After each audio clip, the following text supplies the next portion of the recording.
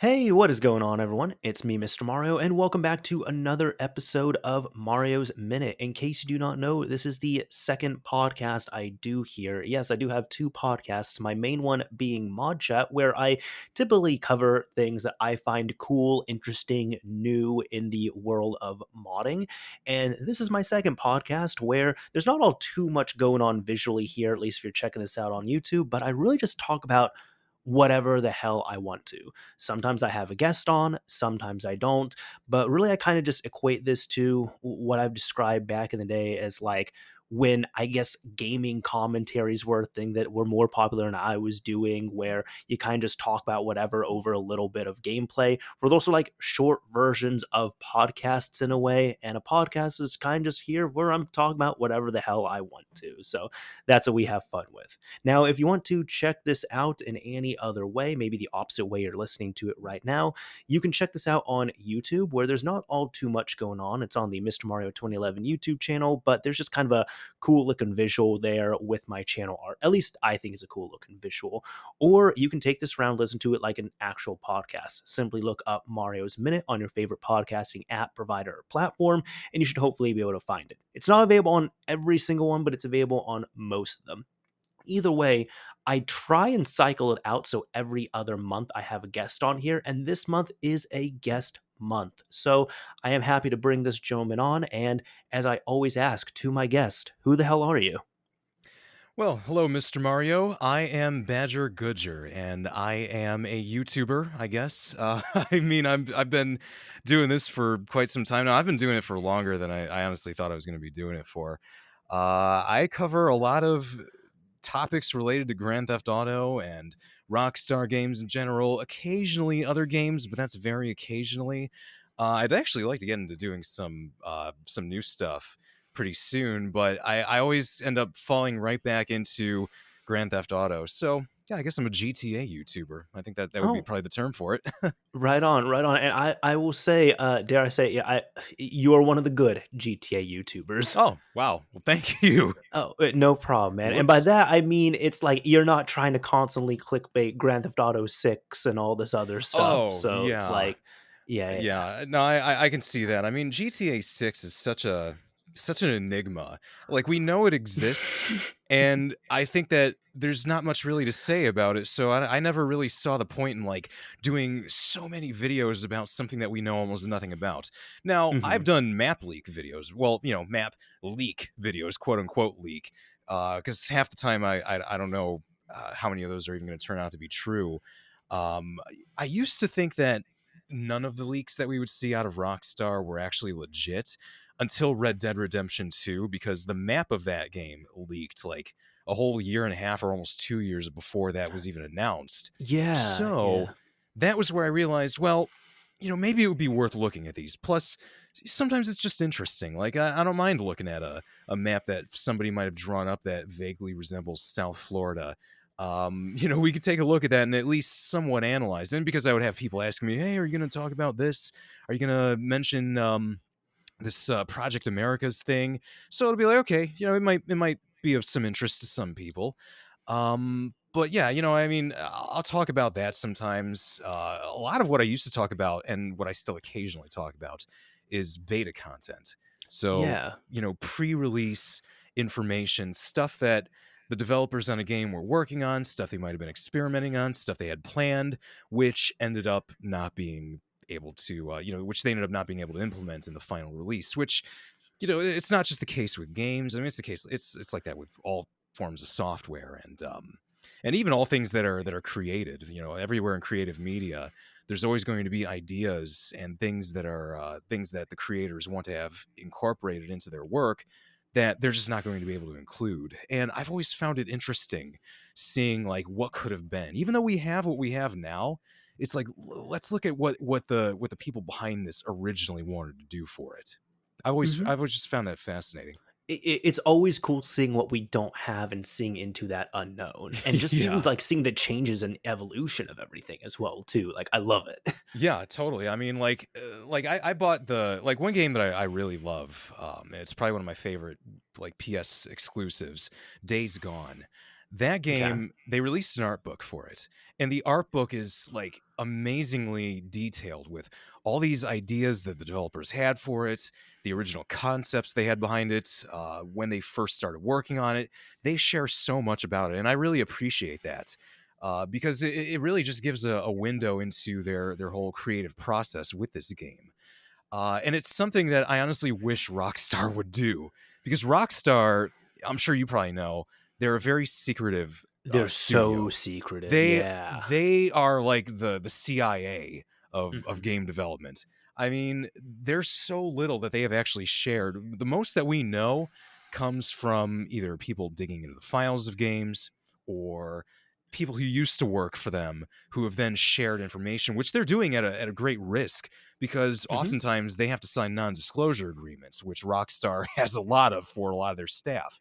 Mhm. So they really got to be careful with what they share.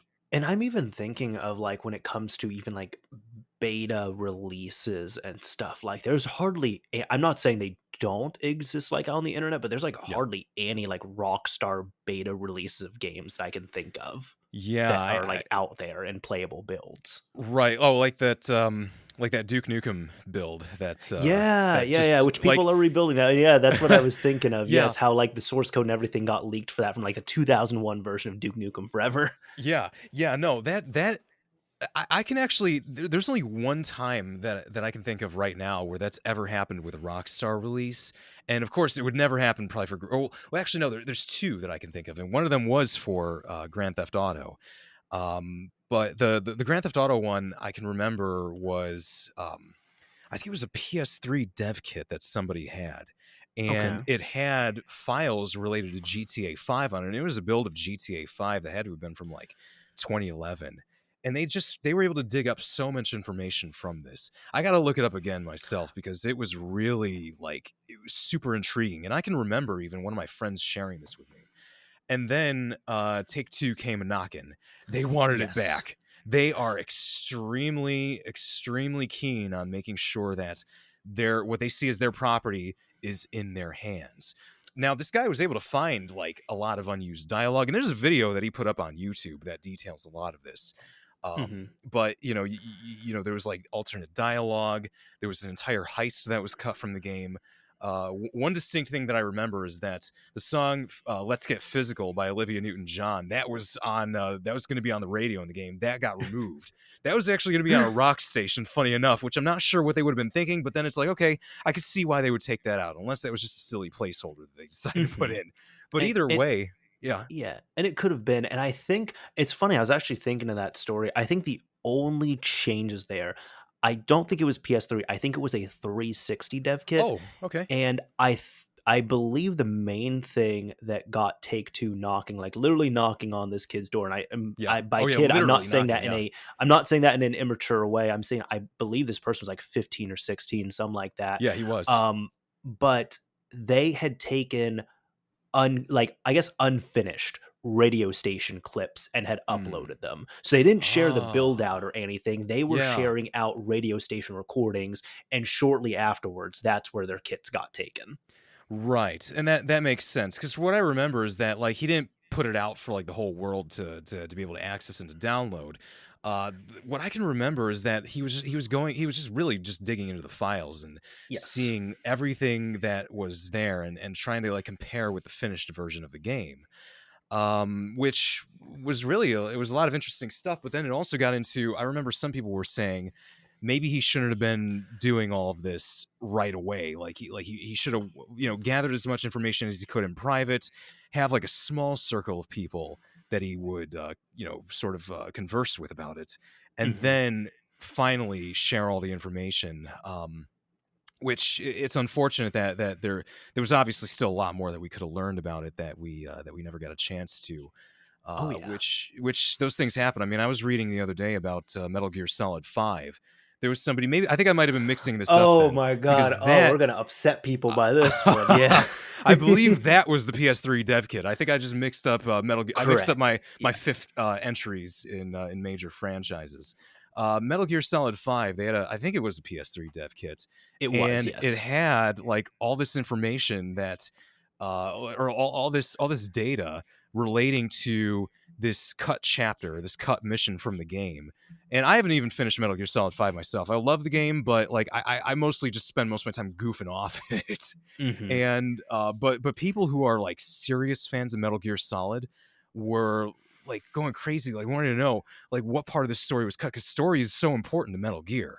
Hmm. And people really wanted to see like what was it that's changed, or what was different, or what did they have in mind for this extra mission. And this guy, he like I think he had this dev kit, and he ended up selling it on eBay, and that's gone now. I mean, he said, he's like, I don't think I'm going to be able to get that back from the guy that I sold it to.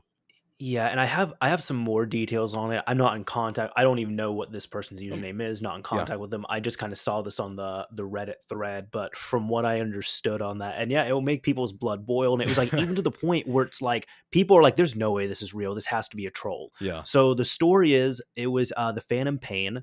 Hmm. There was a alpha build of it on this PS3 dev kit, and I believe this dude, it wasn't even his dev kit. It was his friend's dev kit. His friend gave the dev kit to him to sell, and the dev kit had a dying hard drive. Hmm. So, what this guy did is he took the hard drive out of the PS3, he imaged it, so he had a image backup on his computer. I guess he fired up the PS3 at one point because he had a few screenshots, like 3 screenshots from this alpha build of the game. And then I'm assuming what happened here is since the hard drive was dying, it was either wiped or he replaced the hard drive with another one, and then sold the dev kit on eBay. Um, the dev kit itself, like it sold, it's gone. Apparently, this dude had deleted all of his emails related to eBay stuff. Oh. He closed down his eBay account years ago. He still has this encrypted, like this encrypted dump, which that's Yeah. important. He still has this encrypted dump of the hard drive itself. So that's why he was saying like, "Hey, there's an alpha kit on here," but he's also saying my friend would be mad if he found out about this. I've been holding on to this information for years, and he'd be like pissed if he found out I even took an image of the hard drive. So then he also, now at this point, he's closed down his Reddit account, Oh no. but he was pretty much saying, "Hey, I have this image of the hard drive. How do we get the build off of it?" And for anyone who does not know, like every single PS3 hard drive, like when you pop a hard drive in the PS3 when it's initialized, it's encrypted to that console. You can't just swap them around from console to console.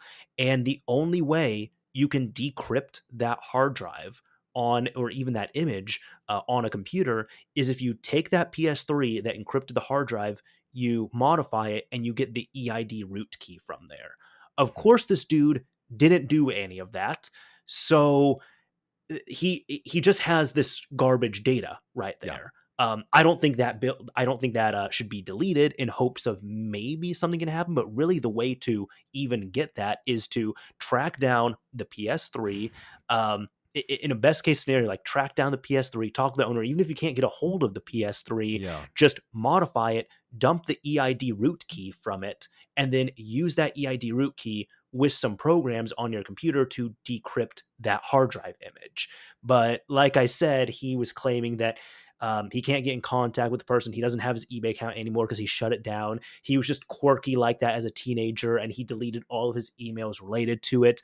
But then even people in the community were saying, "Hey, apparently he had like the serial number and everything for the console. They're like, give us the serial number. We will blast this around. Like, we're going to try and find this owner because we need that console. The Yeah. only way we're ever going to get this data is if we have access to that console." But he just shut everything down. So we might have, there could be a pretty rare alpha build of Metal Gear Solid 5 The Phantom Pains out there that is just going to be lost to time.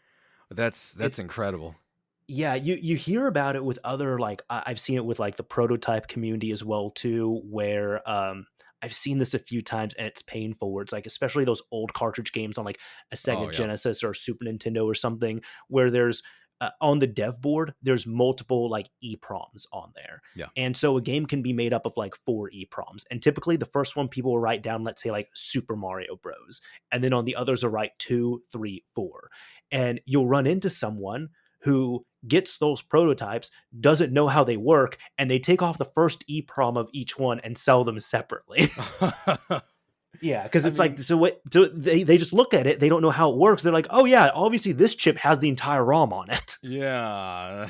I mean, it's just amazing, really, how there could be just such a wealth of information out there related to all these games. I mean, whether they're our favorites or whether they're just games that have had storied, really interesting development processes. And there's so much that we could know about them, and there's so much that we could learn about them. But if the developers themselves are quiet, or if they just don't want to talk about it, or if people don't remember things, the next best thing, of course, is to have actual access to these beta builds or alpha builds.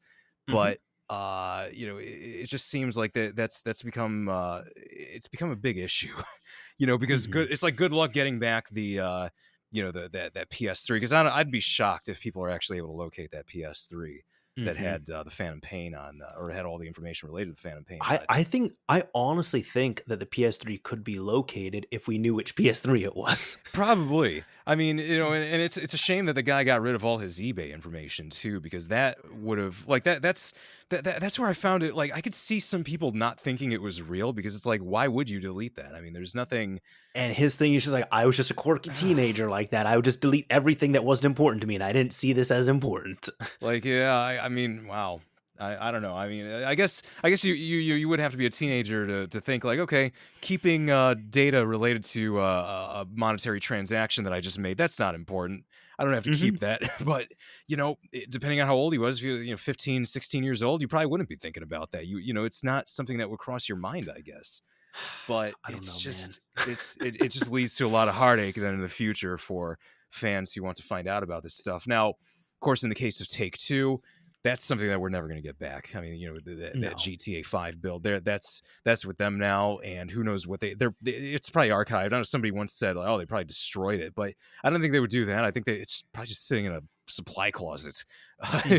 in New York right now, and they're not going to they're not ever going to reveal that. Now, you do get times where um sometimes, and I've heard this before once, and this is the next Rockstar title that I was going to bring up, where we actually did get like a leaked build of it. Hmm. This was in 2007. Manhunt 2 was on its way to being released. Then it ended up getting delayed because it was too violent, too graphic, and Hmm. the ESRB gave it an adults only rating, which meant that it could not be sold at most major retailers in the United I States and remember that. Canada. Yeah. Yeah, and I remember thinking back then, I was like, oh my god, this game must be crazy if it got the adults only rating and they're not going to sell it at Target. And then it's like, oh man, everybody's just waiting for them to see, like, okay, what cuts are they going to make? Um, then all of a sudden, people had the game and people were Hmm. playing it, and video, like really grainy videos of this were going up on YouTube, like videos that people took with like a cell phone from 2007 or with one of those old digital cameras that could record video. Hmm. And people were like, how the hell did they do that? And it turns out there was an employee. I can't remember if it was a Rockstar employee or if it was a Sony employee. It may have been a Sony employee, because I would think that if it was a Rockstar employee, that guy would have been in just deep trouble, like serious trouble, because they would have sued the guy to hell. But this disgruntled employee who was somewhere within the chain, who had access to this build, he leaked it online, and he had lost his job, or he quit. He hated what he did, and this was his way of like getting back to them, Oh basically God. releasing this game early. And Hmm. this was like August of '07, and the game wasn't due out until October, like October 31st.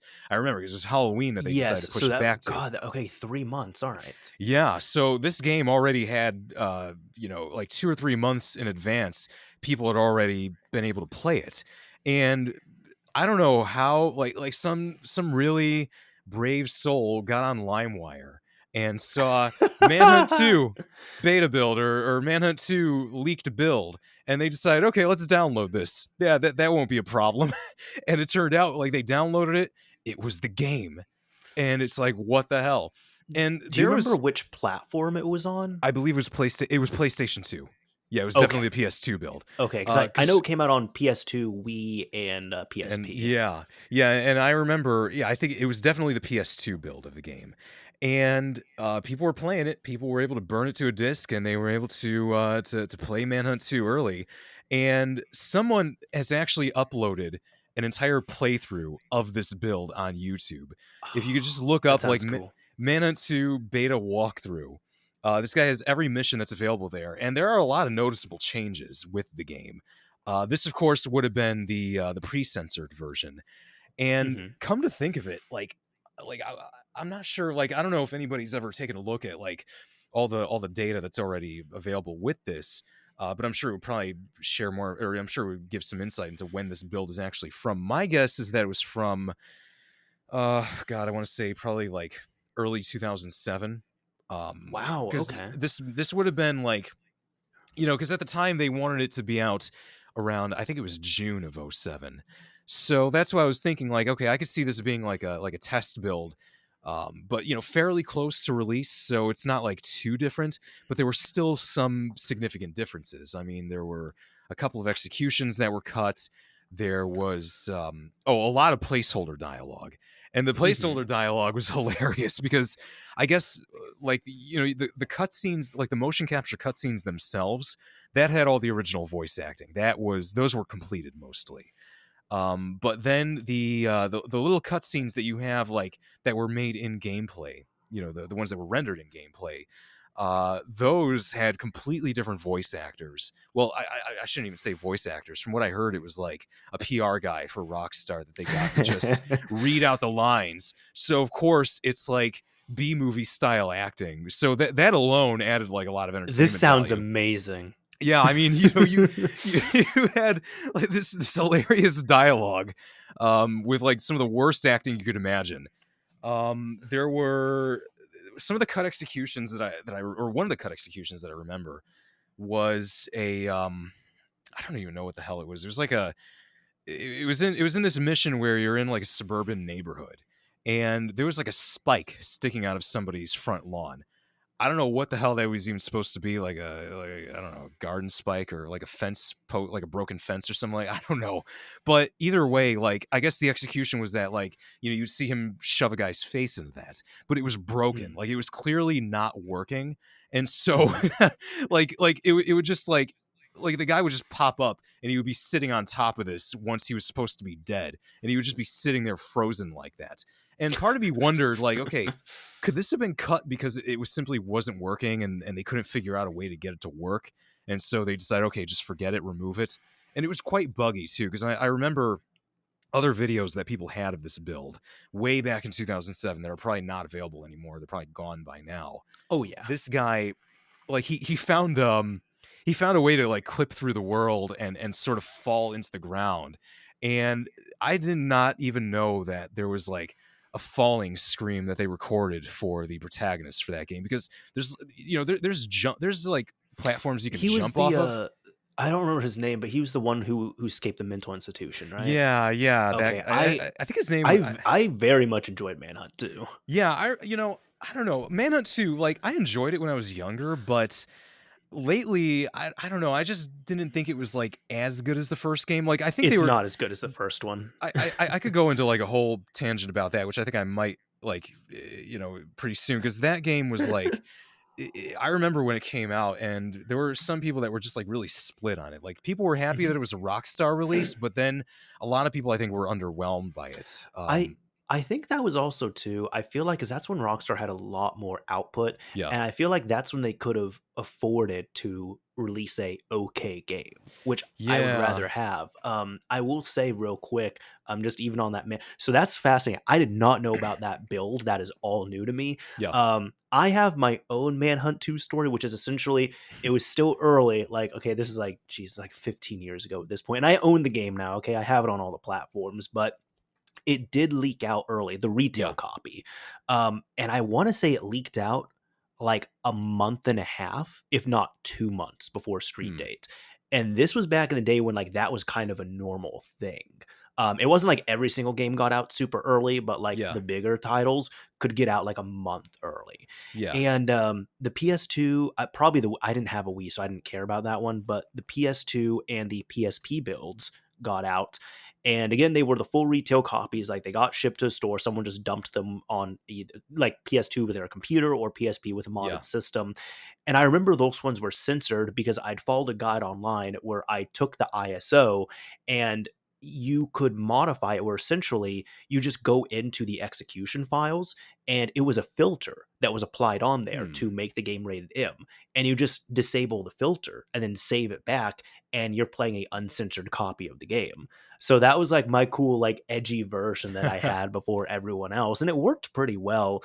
I remember though, the thing with that was people were worried because this was a few years after San Andreas, where it was rated M game, and Uh-huh. then the modding community found the hot coffee code, re-enabled it, and it turned it into an AO game. So Hmm. that's when they had to go back and Rockstar had to go back and reissue a copy. Yep. So when this mod happened to remove the filters, people were freaking out because they're like, "Oh my god! All right, pirates got hold of the game. Modders already removed the filters. This game is going to go back to rated AO." And I believe like Rockstar had consulted with the ESRB, and the ESRB pretty much said, "No, this is fine. You're we'll still keep the M rating on here. The reason why we're doing this is because with the hot coffee mod, you just never disabled that code to begin with. So it was like stuff that was, well, you disabled it, but it was stuff that Yeah. you didn't remove from the game. Right. With Manhunt, you all have made a clear, you all made a clear effort to apply a filter on there. And the only way somebody can disable this filter is to go in and heavily mod the game. So and they're not enabling something that you disabled, they're removing something that you added. So I Right. guess with that difference, the ESRB was more like, this is fine. We'll give you the M-rated version. Yeah, I mean, Manhunt too. I mean, I think that because it was still about what 3 years after Hot Coffee, or no, 2 years at was Hot Coffee. That was 2005, I Hot, believe. So it would have been.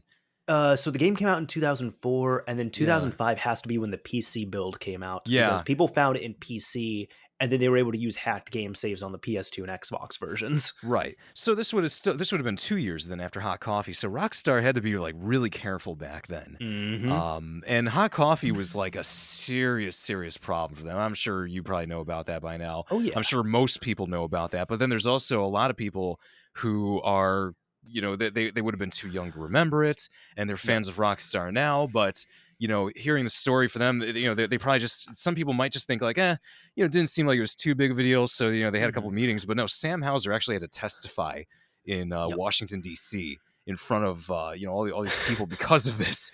And he Jeez. mentioned he gave one of the few interviews that he's ever given, and he said it was like just one of the worst periods of his life.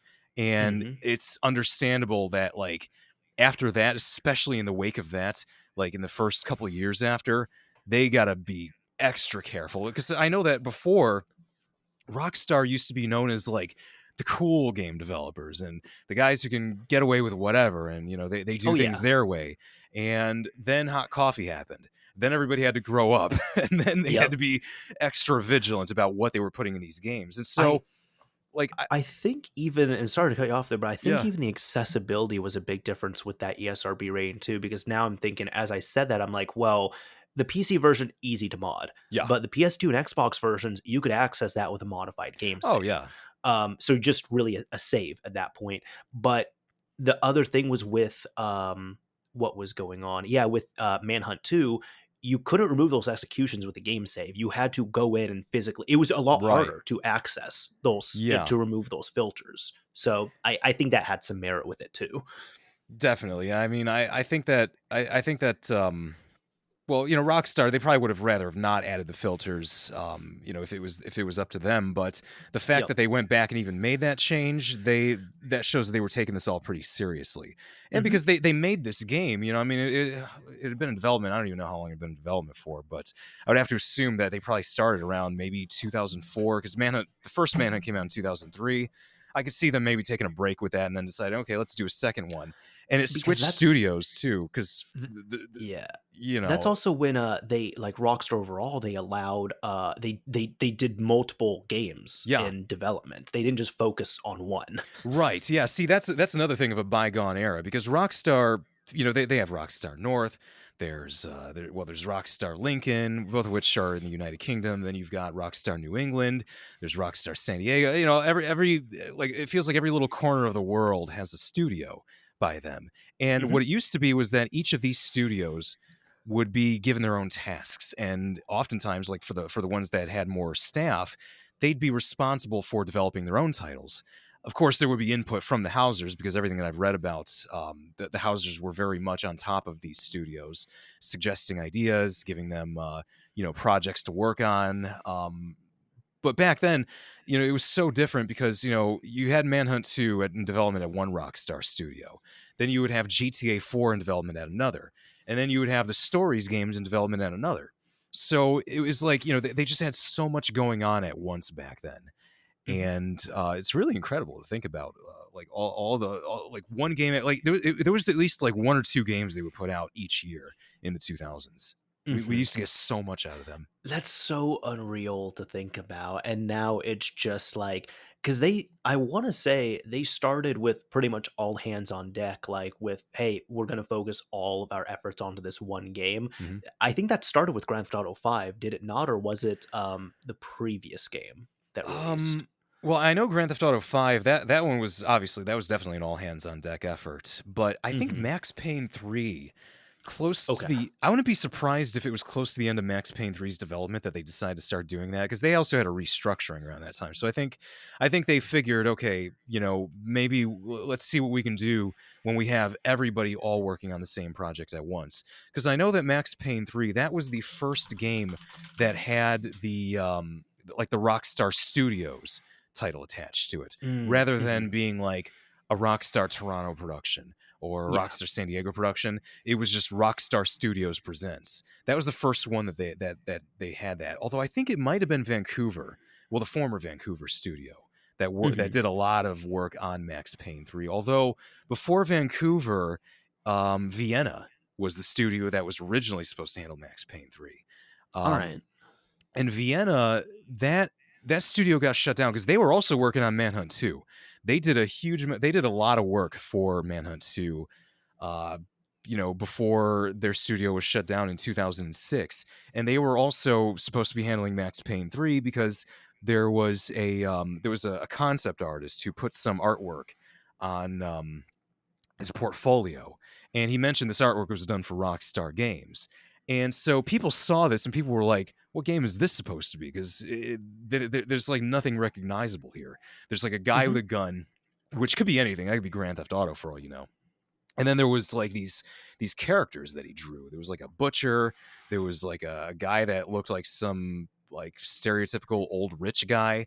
And so somebody reached out to him and asked him what was this for, and he said, "Oh yeah, I did this for Rockstar Vienna. This was for Max Payne 3." And people were like, "Oh," Gotcha. and because it turns out that this was all it was supposed to be set in Russia, and he mentioned that as well. He said, "Yeah, this is for Max Payne 3.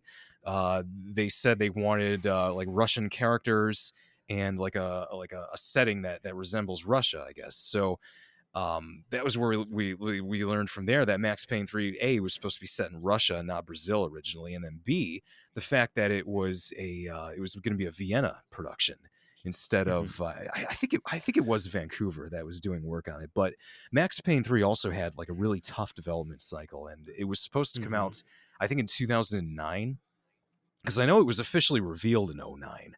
Game Informer actually just tweeted about it recently because it's been 10 years since Max Payne 3 came out, Yeah, yeah, which and we talked about before the show, and I'm just yeah, like, "Oh my god, it's been, like, May 2012. It has been 10 years, I don't wanna think about that." I know it's really crazy to think. It's like, oh my god, I remember that was a birthday gift for me at the time, and it's like, oh man, this game is It awesome. do you But remember it came out the same day as, Diablo 3? yeah, And I no one could remember that. play Diablo 3? I remember that. I mean, it's incredible thinking about how it's been that long. But also, one thing that I remember, even going back further than that, the reveal of Max Payne 3. It was through Game Informer, and there was like a lot of people who I remember were not happy with that reveal because you Hmm. had the Brazil setting. People thought, oh, what's this? Max Payne should be in New York, not in Sao Paulo. And then you had the fact that Max, he shaved his head. He had kind of a John McClane But I mean, circa for Live Free or anybody Die who's Hard played look the going on. game, it's like you see how messed up that dude's life is. Yeah. Like So, he is like the entire intro, which is one of the best intros to a game that I've ever played. It's like him visiting his babies and his wife's grave, and he's just coming home super drunk all over the apartment and stuff. It's like yeah. it set the tone so well for the game. Like that game is a masterpiece. Yeah, I mean, like it's such a. I think it's a game that a lot of people just like wanted to write off immediately upon seeing the preview of it, Hmm. and there was like, there were so many people though that just thought, oh, this isn't Max Payne, but at the same time, the game was still scheduled to be coming out because they're not going to cancel a game just because people are not happy with the way that it looks, but Hmm. the game did get delayed. Because that was I think it was I think it was February or March of 2009 that they made that reveal.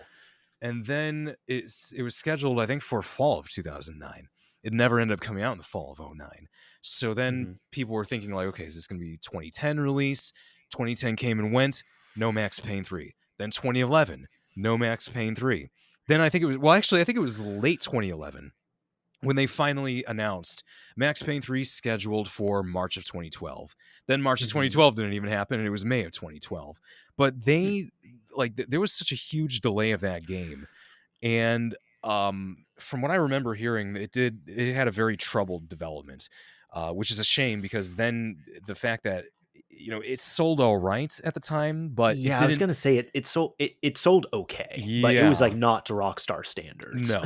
Like if it was a game by like let's say like Volition, it probably would have been considered a success.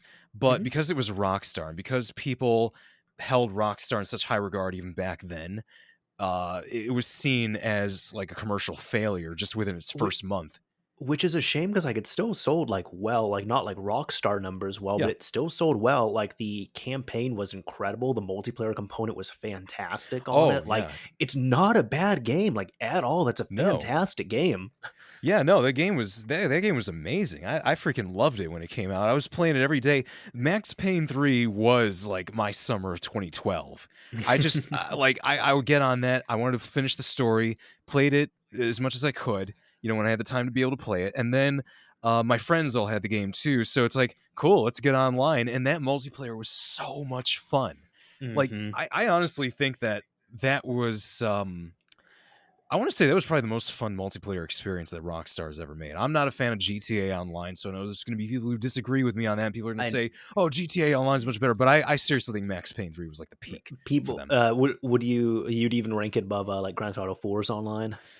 Uh, yeah, I mean, Okay. because GTA 4, I mean, I enjoyed it. I enjoyed the multiplayer for that, but it was very bare bones, and you could tell that it was their first time ever implementing something like that Yeah. officially. Because And you had like you had Multi Theft Auto, and you had SAMP it before that, but that was all fan made. It was and Grand Theft Auto 4's online, it wasn't, I mean, it had, like, deathmatch and some other Yeah. stuff on there, but I remember correct me if I'm or, like, well, not even wrong thing, but it's like, let me know if this was how it was for you, but it seemed like my friend group, the thing that, like, they enjoyed the most, which nothing wrong with this, is, like, they pretty much kind of made their own game out of it, where it was like, "Hey, we're Oh going to yeah. start a private match, just have a complete open city lobby, Yeah. and we're just going to mess around with the entirety of Liberty City." And like friends would do that for hours every single day, and they didn't do any of the death match, team death match, capture the flag racing. They did maybe some racing here and there, Mhm. but they really just made their own game out of the multiplayer. That was exactly what we did. I mean, I Hmm. remember a couple times going into public lobbies and public matches, and a lot of the times you would come across very toxic people, and I was like, okay, forget this. This is like not worth it. But Hmm. you also, like if you have friends, you add them on Xbox. Or at least for me, I was on Xbox, and some people on PlayStation, and then you had the PC version as well. But whatever platform you were on, you have your circle of friends. You get into Liberty City. You have the free mode, and it's a private free mode, so nobody's going to join, and you just explore. You find stuff to do. You can come up with Yep. your own death matches. You could just like kill each other, and then there's no scoring system. There's no points. You don't have to worry about like your kill death ratio or anything like that. And that was a lot of fun. You know what we used to do too, and I remember this is something that my friends had come up with, and this was like such an awesome idea, and I wish that we could get on and play GTA 4 multiplayer again. But back then, I mean, we had a I couple think different. it's still up, by the way. Oh, it is still up. On Xbox, it's still up at least. From what I Yes. remember, PC, I don't think that's up anymore. But I know for sure on Xbox it still is. Hmm. Yeah, and I Unfortunately, my just friends don't have an Xbox, so I'm screwed there. oh man, because I was gonna say, from what I saw even recently, kind of in the modding communities and such, people are like on the 360, and I guess PS3 as well too. People are there's now like a resurgence, not like tons and tons of people, but there's a lot more people than have been in previous years on Grand Theft Auto 4 Yeah, online, just because Grand Theft Auto 5's online has shut down on the 360 and PS3, but they never yeah. shut down 4. No. Forza was never. Forza is still up and running for most platforms, I think, which is great. I mean, I Hmm. hope that they decide to keep those up still. But I mean, I think that even though there was not as much to really do in that free mode, the beautiful thing about it is that you make up your own fun. Yeah. Like my friends, they came up with this game where like let's say you have 4 players, so they'd split into teams of 2, so you have 2 people on each team, and one team would turn off their heads up display, so turn off the radar, just make sure, just going completely blind, so all you have is just like the screen itself, no HUD. The other team would have the heads up display, and they would all scatter. Everybody would separate from each other, and the people without the heads up display with no radar, they would have to get from point A to point B while hiding from the people who are tracking them. So it's That almost like sounds fun. it's almost like a spy game in a way. And I think at one point we even called it like spy. We even called it spies. And That's awesome. the really cool thing about it too was that if you were, you turn off the the little markers where, if somebody gets close to you and you see their name, turn that off, and if you drive carefully you could blend in with traffic, so you could be Oh my following god. somebody and they don't even know it. Or you could get a helicopter, fly all the way up in the air, and now you're basically flying around. You're like the FBI tracing Mhm. somebody in a helicopter, and That's then amazing. and then you wait to ambush them. And if the ambush is successful, then the team that's supposed to be like the spies, wherever, they win. If it's not successful, you'll still have weapons like the people without the heads up display. You'd still make sure they're armed to the teeth. They're going to have assault rifles, grenade launchers, stuff like that. So, they're not going to be easy to kill, but that's why you have to surprise them. And that was a lot of fun back then. Mhm. That was the game that we came up with. Now, It yeah, Do you I was thinking on this because there was because you know how it is, like back in the day, or like I was a teenager back then. Of yeah, course my friends were teenagers, but it's like we were like buying and selling games and stuff, and like sometimes we would like buy and sell the same damn game. Like it's like, oh, I need some money, or I'm tired of this, and then like I'm gonna rebuy it. I was working at a game shop at the time, and I remember one of my friends at the time, he wanted Grand Theft Auto 4, so I was like, I'll, yeah, I'll buy it for you on discount. And he was like, call me, he's like, dude, hey, can you make sure it's complete? Like the manual, everything, and the map. I need the map on that. I was like, dude, I got you. Don't worry.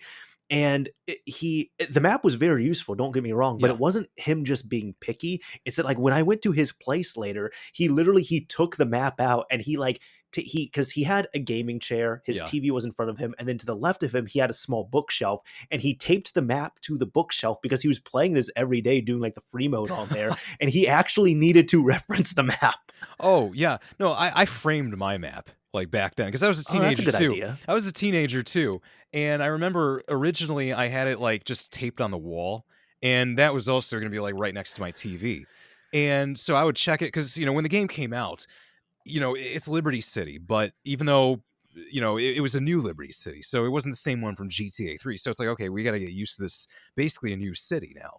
So I would Mhm. reference to it sometimes. I'd say, okay, let me look up, see where this is. And then of course, you have the in-game map as well that you could cross-reference that with. So it was really nice that they were that Rockstar would include this stuff. And Yeah. one day, one of my parents just said to me, why don't we just frame that if you want to keep that up? Because I think they even thought, wow, that's really cool that they give you That's a cool idea for a parent to have. yeah, and then because I would collect other Rockstar titles as well, And Mhm. after a while, they started to become familiar with that. And it's like, okay, we know get the Rockstar game. And I remember like I would get it for either for my birthday or Christmas. And I would take out the poster, like the poster for Red Dead Redemption, and then the one for episodes in Liberty City.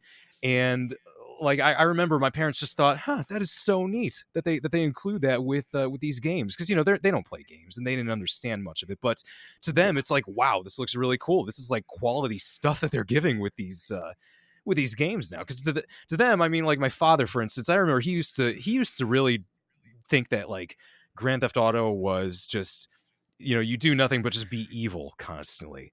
And then Yeah. after a Yeah. while, I think he warmed up to it. I think because one of my uncles, he was also playing Grand Theft Auto. He was playing Vice City, and I think my dad might have seen my uncle playing that, and he realized, oh wow, this is like Miami Vice. I used to watch that show. It's like Miami Vice and Scarface. So it's not the whole goal. Like the game, you don't boot up the game and then it tells you kill 100 people. It's nothing like that. Well, unless you're doing like a rampage Oh yeah, mission. that's different. Which, funny enough, they got rid of the rampages. I think They in did. GTA 4. That was something they decided to not include. Yep.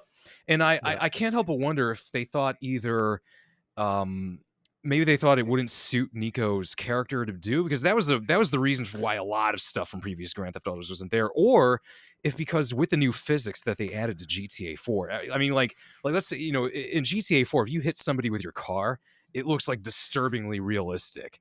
Maybe they Yeah. thought as well it Wasn't that doesn't the look one where you so would just good. like go flying out of your car as well too? Yeah, that too. Yeah. Okay, I remember that. That annoyed me.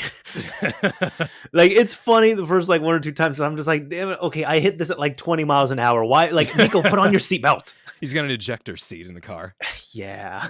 Yeah, no, but I mean, so part of me was wondering it now if maybe it's not just due to deciding what makes sense for Nika to do, but also if it's going to be too disturbing, or if it's something that they feel could get them into serious trouble. Because remember, like we mentioned earlier with Manhunt 2, you got the wake of hot coffee.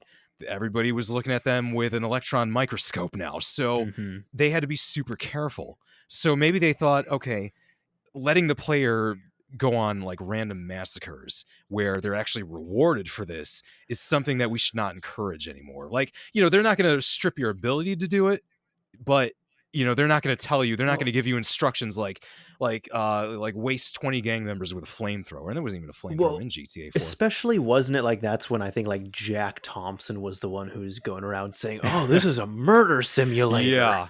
Uh-huh. Yep, the murder simulator talk. You had you had Jack Thompson, you had all kinds of figures that were out there, but he was like the most prominent one. Well, him and I think Hillary Clinton, which is funny because Hillary Clinton actually ended up in GTA 4. She's the Statue of Liberty's face, or the Oh Statue of yeah, Happiness that they that's call it how in the I game. that I just know her of the Statue of Liberty in Yeah. GTA 4. Yeah, Yeah. well, holding a coffee cup, of course. Is it isn't she no, isn't it called the Statue of Happiness in there? Yeah, Okay, the there we Statue go. of Happiness, and because the Grand Theft Auto universe, it's like a parody of our real world. It is, So yes. everything is a joke. Everything is some kind of commentary on something. And with the Statue of Liberty, they call it the Statue of Happiness, and of course, the face is Hillary Clinton, and she is holding, instead of a torch, she's got a coffee cup. Yep. So you, you Yep. automatically know what that's supposed to be a reference to. As I talk about these, it's just like, oh yeah, I have more and more appreciation for these games. Just like the love that went into them. That's awesome. Oh yeah, there was so much love that went into those games and so much detail. It's insane. I mean, there's still Mhm. things that like people are able to find to this day that they didn't even know about. Like I remember I was streaming GTA 4 on its anniversary, which was last month, and this is just something really simple. But I was at the bowling alley because, of course, you got to go to the bowling alley in Grand Theft Auto Yeah, 4. cousin, let's go bowling. Yeah, For yeah. God's sake, Roman, I don't want to go fucking bowling. Oh I'm my just god, I thinking about remember the that animation of Grand video. Theft Awesome 4. I Yeah. remember that too. But the game, the funny thing about that too, like I got more calls for Roman to play pool than anything. Yeah, it You was know, always bowling for me. yeah, no, I remember he would always want to go play pool with me, but the game still makes you go bowling because there's a mission I early in the remember that. game where you have to go on a date with somebody, and it's like oh, let's go to the bowling alley, and Nico's like okay, and then you go there, and I of course I got into a fight along the way, so these guys were beating the crap out of me. I ran into the bowling alley, And now I knew this, but people who were watching didn't know this. There's actually a burger shot in the bowling alley. And burger shot, Hmm. that's the Grand Theft Auto equivalent of Burger King. Yes, There's a yes. burger shot in the bowling alley, and it's not marked on the map, but you can actually go there and buy food and replenish your health. It's just something that they never, it's just there for players to use, but it Hmm. was nothing that they actually say like, "Hey, go to this location, do this." It's just there. And Yeah. people were commenting saying like, "Oh my god, I didn't know that was there." And they've been playing for like 14 years. There's even another burger joint that's like nearby there. It's like a stand. I remember the first time I found it, like I crashed a motorcycle, and Nico landed right next to it, and I was like, "Hey, there's an NPC standing inside of this this like tiny little building. It's supposed to be like based on one of those like a the carnivals at like Coney Island in New York." Yeah. And I was like, "There's an NPC standing in there. That's weird. I've never seen that." And I walked up to it, and it's like press left bumper to buy a burger for $1. I was like, "You got to be kidding me! I didn't know that was there." So there's just so much stuff Yeah, that's in these just a games. lot of stuff that's like it doesn't come up on the map marker or anything, and it doesn't direct No, you there. Just you kind of need to just experience it or see the context with it. Like I exactly. still think to a much lesser extent, I'm thinking like Grand Theft Auto 3 with the Marty Chunks missions, where it's like you hear the telephone and you can see it, but it Yeah, never shows up on the map. yeah. Yeah, no, it's just like these little things that are there for the player to discover on their own. Because, Hmm. one thing that I've realized about Grand Theft Auto is that the missions themselves, they give you explicit instructions on what to do. It's not like Metal Gear Solid where if you're not paying attention to the cutscene, you're going to be completely lost as to what to do. With Grand Or if Theft you don't Auto, have the CD case oh yeah, on yeah, hand yeah. that you Look can at the just back of the flip. CD case for the Exactly. frequency. But with Grand Theft Auto, like they'll tell you go to this intersection. Like in the cutscene, you'll hear the characters talking. They say go to this intersection. Find this guy and talk to him. But after the cutscene ends, then you get the text at the bottom of the screen that gives you those instructions again. So the missions themselves are pretty easy to follow. But Mhm. in game itself, like in the open world, it's literally just a playground for you to explore, and there's all kinds of stuff that you could find for yourself, and whether it's side activities or even if it's just like things to see. You're basically like a tourist in this Mhm. virtual world. Yeah, and you gotta love it like that. I love stuff like that. It's Yeah. great, and I feel like that's still. I almost feel like that's still there with the newer games, but it's maybe less of an extent on there. It feels like there's more of a hyper realism I get with the newer Mm, stuff, and then even so, because I didn't play that much of Red Dead Redemption 2, honestly. I guess I'm not into that world as much, but yeah. even Grand Theft Auto 3, I'm just not 3, 5. I'm just thinking of how like I remember like that felt like a living breathing city where I was just mind blown by the first few days I got it. I remember I was like driving around Los Santos, Yeah. and there was some random it just seemed so real with this. Right. Like there was a neighborhood I drove into and there was a cul-de-sac, and at the end of the cul-de-sac, there were a bunch of houses that were, in various forms of development. And there was just like a group of people there with like a boombox just having a party, drinking beer and stuff. And I'm this is cool, just how like natural and real this is. And Yeah. it's not even that's I wonder it's not lost, but maybe just we're kind of tired of it in a way because Grand Theft Auto 5, it's not a bad game at all. It really No. isn't, No, but it's we've not. had it so many times now at this point. There's Yeah. just some fatigue now with that. Yeah. Yeah, I think part of the issue with GTA 5 is that it's just been there for so long now. Mhm. It just won't go away, and a lot of people are now like, "Where's GTA 6? When are they going to do another one?" And I've even Yeah. seen now that like major like outlets, like news, like IGN and a couple others, I think. Well, IGN for sure. I was listening to this video that they put out, and it was a preview for the new Saints Row. Mm. And right at the beginning, one of their hosts said, "Well, over at Rockstar, they released Grand Theft Auto 5 again," and they were very sarcastic about saying it too. And it's just like, oh my god, I can't believe like now major outlets are turning on Rockstar.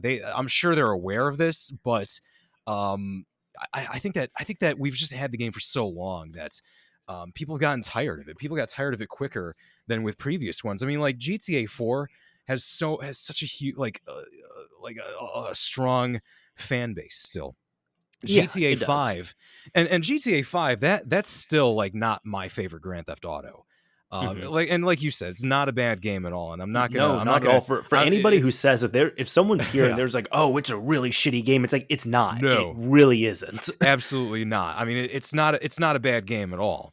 It's just not my favorite game, and it's definitely not my favorite Grand Theft Auto. Yeah, and Now, I think kind of collectively just kind of a thing of like, oh, okay, we've had it a few times now because like we've had it on 3 different yeah. generations of consoles at this point, and it's like, okay, that's fine, but we don't have any other Grand Theft Autos. Like, I'm kind of excluding like, the definitive edition on that. Oh yeah, well I think it's safe to exclude the definitive edition. That's Yeah. well, let's just like I don't even know what the hell went wrong with that. I mean, it's just that just felt like a whole host of different things that went I wrong. just knew what I know we were saying we're gonna exclude it, but it's like it just I knew it was gonna be bad when it's like, you have the original games, which that's fine, and Yeah. then you give them to this company who then ports them to mobile ports, and the mobile ports are known to be bad. It's not a secret, even if you don't know what to look for, you just play them. They don't play right, they feel bad, they are not great. Yeah. And then as opposed to going back to like the originals, they then take the mobile ports and they port them to the newer systems. So it's like, all right, you do not have a good foundation to start with Uh-uh. at all. No, and I mean, I remember because I had learned a lot about the whole development of those original mobile ports for Grand Theft Auto San Andreas, particularly Hmm. from working with Vadim M. And getting to do the narration for that was a serious educational experience on exactly what went wrong with these games. And I'm thinking like, oh my god, how is it that all this stuff is like missing, all this stuff is messed up. I mean, I was actually thinking about this last night, funny enough. Um I think this occurred in the original mobile port of San Andreas as well. There was this issue with CJ. So, in San Andreas, that game, like one of the really cool things that game had was that you could work out and you could build up Yes. muscle for CJ. Or Hmm. you could go to Cluck and Bell and just eat everything in sight and he'll gain weight. Hmm. Now, in the original PS2, Xbox, and PC versions of that game, depending on what CJ's build was like, he would have like a different idle animation or like a different way of standing, basically, because Yeah. they have to account for the fact that he's got a bigger belly or that he's got more muscle. But in this new edition of the game, well, at the time it would have been a new edition, it would have been like the 10th anniversary. uh that wasn't present, so you had like CJ's arms just like clipping through his body, and he's Hmm. holding his shoulders for some reason looked just like slightly squished in, and it looked really awkward. Then you had the issue of all these gaps that were in vehicles, and it's like, how did this stuff go unnoticed? And then how long has this been out for and it's not been patched yet? So Hmm. it makes you realize there's some serious quality control issues there. Yeah, and it feels like the mobile ports, there just wasn't care put into them. But then you take the mobile ports, which is not a good foundation, you use them for definitive. And with definitive, like I've played through 3, I've played through San Andreas, I'm like halfway through Vice City, and you can tell the games are unfinished. Like Yeah. that's what it is. They are unfinished. Yeah. Yeah, I Yeah. mean, well, the first bad sign for the definitive edition was when, uh, I can't remember what came first, actually. I don't know if we got the screenshots first or if we found out who's developing it first. I think we found out who's developing it first, I Then think. that was the first bad sign, because I remember when it said Grove Street Games on there, and I thought, uh-oh, Grove Street Games, that was the studio formerly known as War Drum. They were the Mhm. ones that did that really messed up Port of San Andreas, which, by the way, they've done this. They've had a habit of doing this, because the mobile port was the one that was made first. That was in Mhm. 2014, I believe. No, actually, it was 2013. The mobile port for San Andreas came out in 2013. Then around 2014 or 2015, that got ported to the PS3 and Xbox 360. Yep. And bear in mind, they ported a mobile game to the Yeah. consoles, and it Yes. was a mobile port of what was originally a console game. And it begs the question, why didn't they just work with the original console edition? So they've already done that in the past. Then when we Mhm. find out, oh, they're working on they're working on this. Wait, they're working on this remaster now. or the so-called remake, whatever this definitive edition was supposed to be, because a lot of people I think were thinking these were going to be like Mafia definitive edition, that these were going to Hmm. be brand new editions of the same games on a newer engine. Well, I mean, I know that I guess Unreal counts as a newer engine, but still, people Yeah. thought it was just going to be built from the ground up, not old code from 20 years ago poured into a new engine and given like horrific graphics. Hmm. And like you said, they're unfinished. I mean, when I played that game, when I started with Grand Theft Auto 3, and luckily, I got super lucky with this. It was a day that I had off, and it was booked off months in advance. I didn't even know that I was going to be having that day off, and so it was just like the perfect storm to get up and to get and stream it.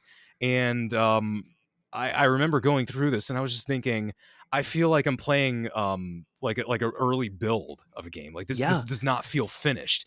There was so much stuff that I found on my own just from playing the game, and it's like I feel like I'm a QA tester playing this. I remember so when it came out, I was visiting my girlfriend, and it was I've told this story in a video, but it was pretty much like the day we said, because we were just like, hey, let's just like hang out and like play our games, because like definitive edition just dropped. Like Grand Theft Auto 3 is my all-time favorite game.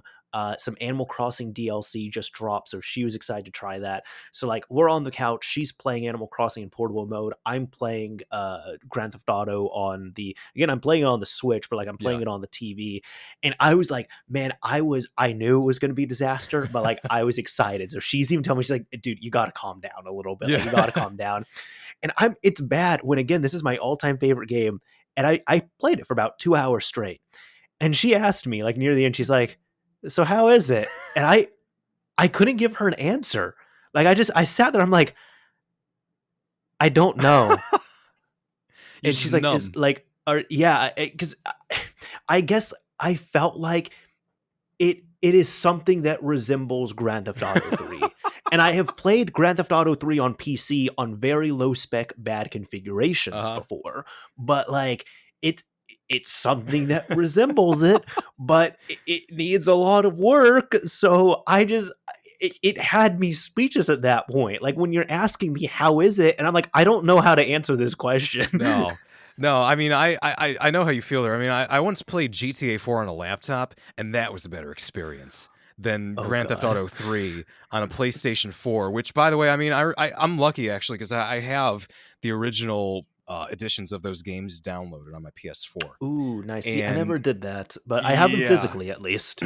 Well, it's good. Hold on to those. I mean, I have them Yes. physically as well on Xbox. I have the Xbox editions, which unfortunately are not backwards compatible on Series X, and I doubt they're going to do that because it seemed like Rockstar decided that these definitive editions are going to be the end all to be all and the only editions that Yes. anybody Yep. will play. I don't know why they decided to take down. Actually, no, I know why. It's like they knew that they were going to be bad, so they thought, okay, we're not, we want to charge full price for these. These are going to be $60, not $15, which like the previous ones. So get rid of those and just Here's have make people pay full price for a broken product, basically. here's the thing though, man. I kind of believe you on that, but I'm like, I don't think they thought they would be this bad. You don't think so? Like, I don't think they thought it would. I think they thought it would be like not great, but Yeah. not awful. Like to this extent, where it's like, oh, we like just publish like beta builds, very beta builds onto our production network on accident. That's the thing. Like, I'm not entirely sure. Like, I wish we knew what was really going on at Rockstar because part of me, like I was saying before, part of me was thinking maybe they realized these were going to be bad and they were kind of bracing themselves. But like you said, there's entirely a chance they might not have known how bad it was going to be. But then it's like, Well, especially where because it was wasn't under their house; it was under right? Grove Street. Yeah. But here's the thing. You think there would still been some oversight there. You think that they would have had people checking up on them, making sure that things are going smoothly. Actually, no. USA Today, they published an article where there was a producer at Rockstar, like a Rockstar employee, who was supposed to be monitoring Grove Street Games on the progress of the development of this. So it begs the question, like, like where's the chain of command in all this? How Have many people are aware of what was going on with this? Have you ever watched the show Silicon Valley? I have not. Okay, fantastic show. For anyone who has not seen it, definitely recommend it. But at one point, the big company Huli, which is like the equivalent of Google in this fictional universe, even though Google exists, but Right. point is just think of it like Google here. Okay. They are working on releasing this product, and pretty much the CEO, he's like, "Hey, okay, cool. So we're on board for like a month from now. Awesome." And there is this chain of command where it's like, "Hey," like one person says to another, "Hey, is this done yet?" It's like, no, we are so behind. It's like, oh Mm. crap, well, I can't tell the CEO that. Then like the second guy goes to these others, he's like, hey, I'm waiting on this thing. Is this done? It's like, no, we're months behind on that. Well, are you going to tell him? No, I'm not going to tell him. Well, I'm not going to tell him Ah. either. And it was Uh-huh. just like this giant chain of command of like it was so much more unfinished than everybody would have thought. But they didn't let the CEO know, so they Nope. went live with a very broken product. Ah, and you see that actually makes a lot of sense. I could totally see that being the case then. I mean, with Rockstar nowadays, I think that there's just like, so many people that are working there. I mean, because they've got like what almost 3,000 employees, and even up at the Has to top, be. there's so much that they've probably got on their plate. So it's just a Yeah. case of like, all right. Yeah, they'll handle it. That's okay. And then, of course, people are probably not going to be too keen on wanting to explain to the big boss, "Hey, this is really messed up. We can't release this in this state." Mhm. And nobody wants to get chewed out, of course, or something like that. But I would imagine that when the game got released in that state anyway, people were probably getting chewed out. There had to have Oh, been. yeah. You Yeah. know you know that somebody was getting And screamed at. and you're saying that, like, Rockstar is about 3,000 employees strong, and, like, I Yeah. believe that, but Grove Street Games, there's not that many employees Oh no, there. there's like 20 people, if that. It's a pretty small, and then it's like that's horrifying to think, like, they were probably on a super like, tight schedule, like, Yeah. barely enough time, and you put 20 employees on 3 games. Uh 3 games. huh. I mean, it just. See, here's the thing. I think there's a lot of blame to go around for why the definitive edition turned out the way it was. I don't think it's entirely the fault of one group or another. I think that really it's just multiple different parties that were involved with this, both at Grove Mhm. Street and at Rockstar. I think that I don't know I don't know what Rockstar would have been thinking if they thought that a very small studio that only has experience with mobile titles. I don't know why they would have thought that they would be capable of handling such a big project. Now, at the same time, that's not to say that maybe the management over at that studio might have bit off more they could chew, because maybe they're thinking Rockstar might acquire us after this. Maybe we could actually be a Mhm. part of Rockstar Studios, and that's going to be a great thing for us. And then they're thinking of they're thinking of much different things. And then you've got the people that are actually there doing the work, doing the programming and the development on this. One thing that I remember, I think this was with the Switch version.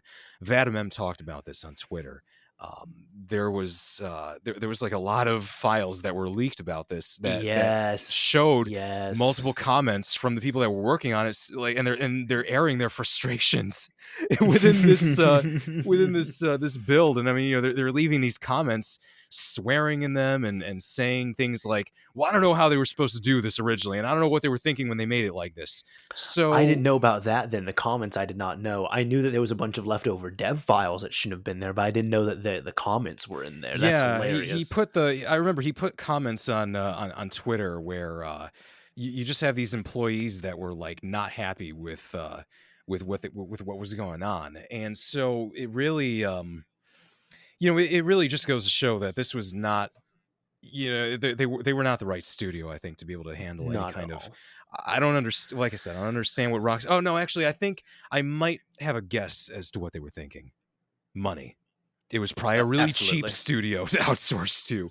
So Yep. rather than ra- Money, and they didn't give them enough time either, because oh even the, no. the rollout was weird too, because like with Rockstar, typically they will announce their games like years in advance, and Oh like yeah. credit to them when their games drop, like aside from Grand Theft Auto Online and Red Dead Online, when their games drop, like they're not broken. They're No. working fine. They're gonna have some glitches and stuff, but they're working fine. Yeah. But when it comes to this here, I thought it was very weird. Where like first of all, it leaked out multiple ways, which that Yeah. is very abnormal for this. And then when it was announced, it's like, oh, that's coming out in a in a few months. Wait, what? Uh-huh. Like, what's like, this is not Rockstar's thing. Rockstar's a type of company, they will like they have no issue announcing something and releasing it 4 years later. Exactly. It seemed so strange at the time. And Hmm. I remember a lot of people were really excited thinking because it has the definitive edition label attached to it, people were fresh off of Mafia definitive edition. So Hmm. people then started saying, "Oh man, this is going to be it's going to be built in Rage probably, and it's going to look like GTA 5 or Red Dead 2, and we're going to have like all these insane details with these old games." And then we started seeing the screenshots, and then you realize this is looking kind of weird. I mean, you had Hmm. the one that I'll never forget, the ones they released of Vice City, where you have Tommy Vercetti, the protagonist of the game. One Oh, of you're talking about them, where he was real fat? yeah, I mean, well, and he's like he's wearing this sweatshirt which almost looks like some kind of sci-fi outfit that he's wearing. I mean, somebody almost said it looks like a like Star Trek body armor or something. It just looks Huh. so odd. And what it was originally, like in the original game, it was supposed to be a tracksuit, but for some reason Oh, in okay, the okay. definitive edition they never actually added like a zipper, so now he's just wearing like this really thick looking, like, I don't know, like a space suit almost. See, I'm sorry. I was thinking of the screenshots where it's like he's on the phone and he's looking like 50 Oh no, pounds that too. heavier. That too. I Yeah. mean, like, just really bad angles altogether. And then even in that, like, I don't know if it was actually that shot, but I know for sure in that cutscene when he's on the phone at the beginning, and you could take a look at like some of the details on his shirt, and you could see under his shirt, and it's just not textured whatsoever. And it's like that's a Huh. really odd detail for a Rockstar game, for there to not, for them to sort of forget about this, or for them to gloss over that. And Then and I you think I think the big problem, because we keep saying this too, it was technically not really a Rockstar game. It was oh published by them, but it yeah. was not developed by them. No, that was that that was a Grove Street production there. And then Hmm. you have another screenshot that I remember, also of Vice City. Same pose, same location, as that one where he's wearing like that space sweater, and he's holding a gun. And for some reason his like his thumb is like twisted backwards. And it's like that's also a really odd detail. What's going on there? And the Hmm. funny thing was that for Vice City, a lot of those screenshots they released, they were all taken in the same exact place. Like they weren't showing off the whole city. And it's like that there's something wrong there too, because it's like, what does the rest of the map look like if they're only showing us like the hotel that he starts off at the beginning? So it's like Yep. this, it's like something's not right here. Then the Yep. game comes out and it's like, uh-oh, this is not right at all. Yeah. Yeah. But and that's why it's like, again, from that whole reveal just felt off to me. Meanwhile, with Grand Theft Auto 6, it's like, okay, there hasn't been like an official No. announcement, but it's been in a thing of like, I think there was like a either, I want to say it was an interview where one of the higher ups pretty much says like, oh yeah, we're working on Grand Theft Auto 6 right now, and Yeah. like something like that. That is a total Rockstar thing. Like, yeah, it's not like an official reveal, but it's like, oh yeah, they just confirmed it right there, and it's not going to be coming out for years and years, but we know Right. it's in development. Like, that is something I would expect more than just, hey, here's a trailer, here's screenshots, it's coming out in 3 months. To be fair, though, I even thought that was kind of a strange way of announcing things. Like, I get that it's totally a It, Rockstar thing to just say that they're working on this thing, and then it's not going to come out for years. But mhm. it was I will agree definitely that it was yeah. odd, but it was more akin to Rockstar, I Yeah, it guess. was a little closer to what they do, but it was still kind of strange because it's like the fact that they just it was dropped in this it was like a blog post, I think, or something on it. There might have been an interview with it with one of the higher ups, but the Yeah. title of this post, or of this article, had nothing to do with Grand Theft Auto 6. It was just about Mhm. GTA 5. I think they were trying to build up hype for the the edition formerly known as Expanded and Enhanced, because they stopped calling it Yeah. that. And now it's just Grand Theft Auto 5 Yeah, again. and I honestly think part of this was damage control after the definitive edition. Hmm. And they randomly placed in the middle of this article, oh yeah, the next Grand Theft Auto is being worked on. We're that'll be shown off when it's ready. But Hmm. historically, like GTA 4 had a reveal. Like they showed off the old logo. It wasn't the final logo, but it was the old logo that was shown off, I believe, at E3 in 2006. And that was Yes. Peter Moore, I believe, who had a Didn't he have tattoo. the Yes, he had Yeah, the tattoo. Yes, yes, yeah. yes. That and Halo Yeah. 3 were both tattooed on his arm. Then you had Grand Theft Auto 5, which, oh, and by the way, GTA 4, they had a website ready to go. It was a simple website. It wasn't the full thing, but still, it had an official place on, within their network or within their own site. Then you had Hmm. GTA 5, which had a tweet. They tweeted hashtag GTA 5, I think. And then it was a Huh. link to the website. And then there was a countdown for the trailer.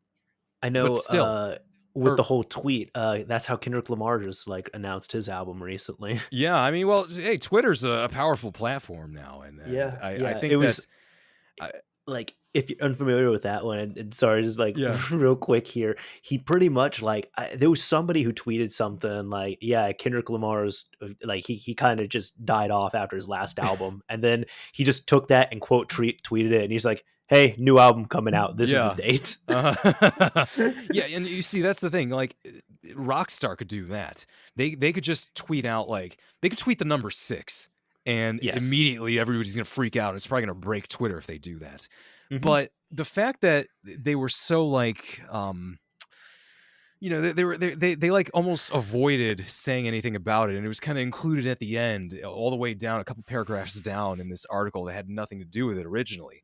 That was what struck me as odd. But hey, that's their way of announcing this, so more power to them. It's still got a lot of people excited. I remember thinking like, wow, the Grand Theft Auto 6 is a thing. I mean, I'm sure, Rockstar, they're not just sitting around twiddling their thumbs all day. They're obviously working on the next Grand Theft Auto, but it just felt weird to hear it I even being acknowledged by them.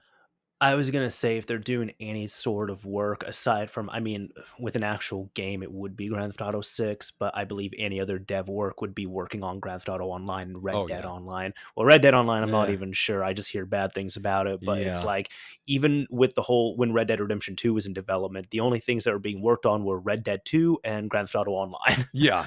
Yeah, no. So I mean, online is definitely taking up a lot of their well, GTA Online specifically is taking up a lot of work, but even then that's also not going to be the entirety of Rockstar that's working on the online mode either.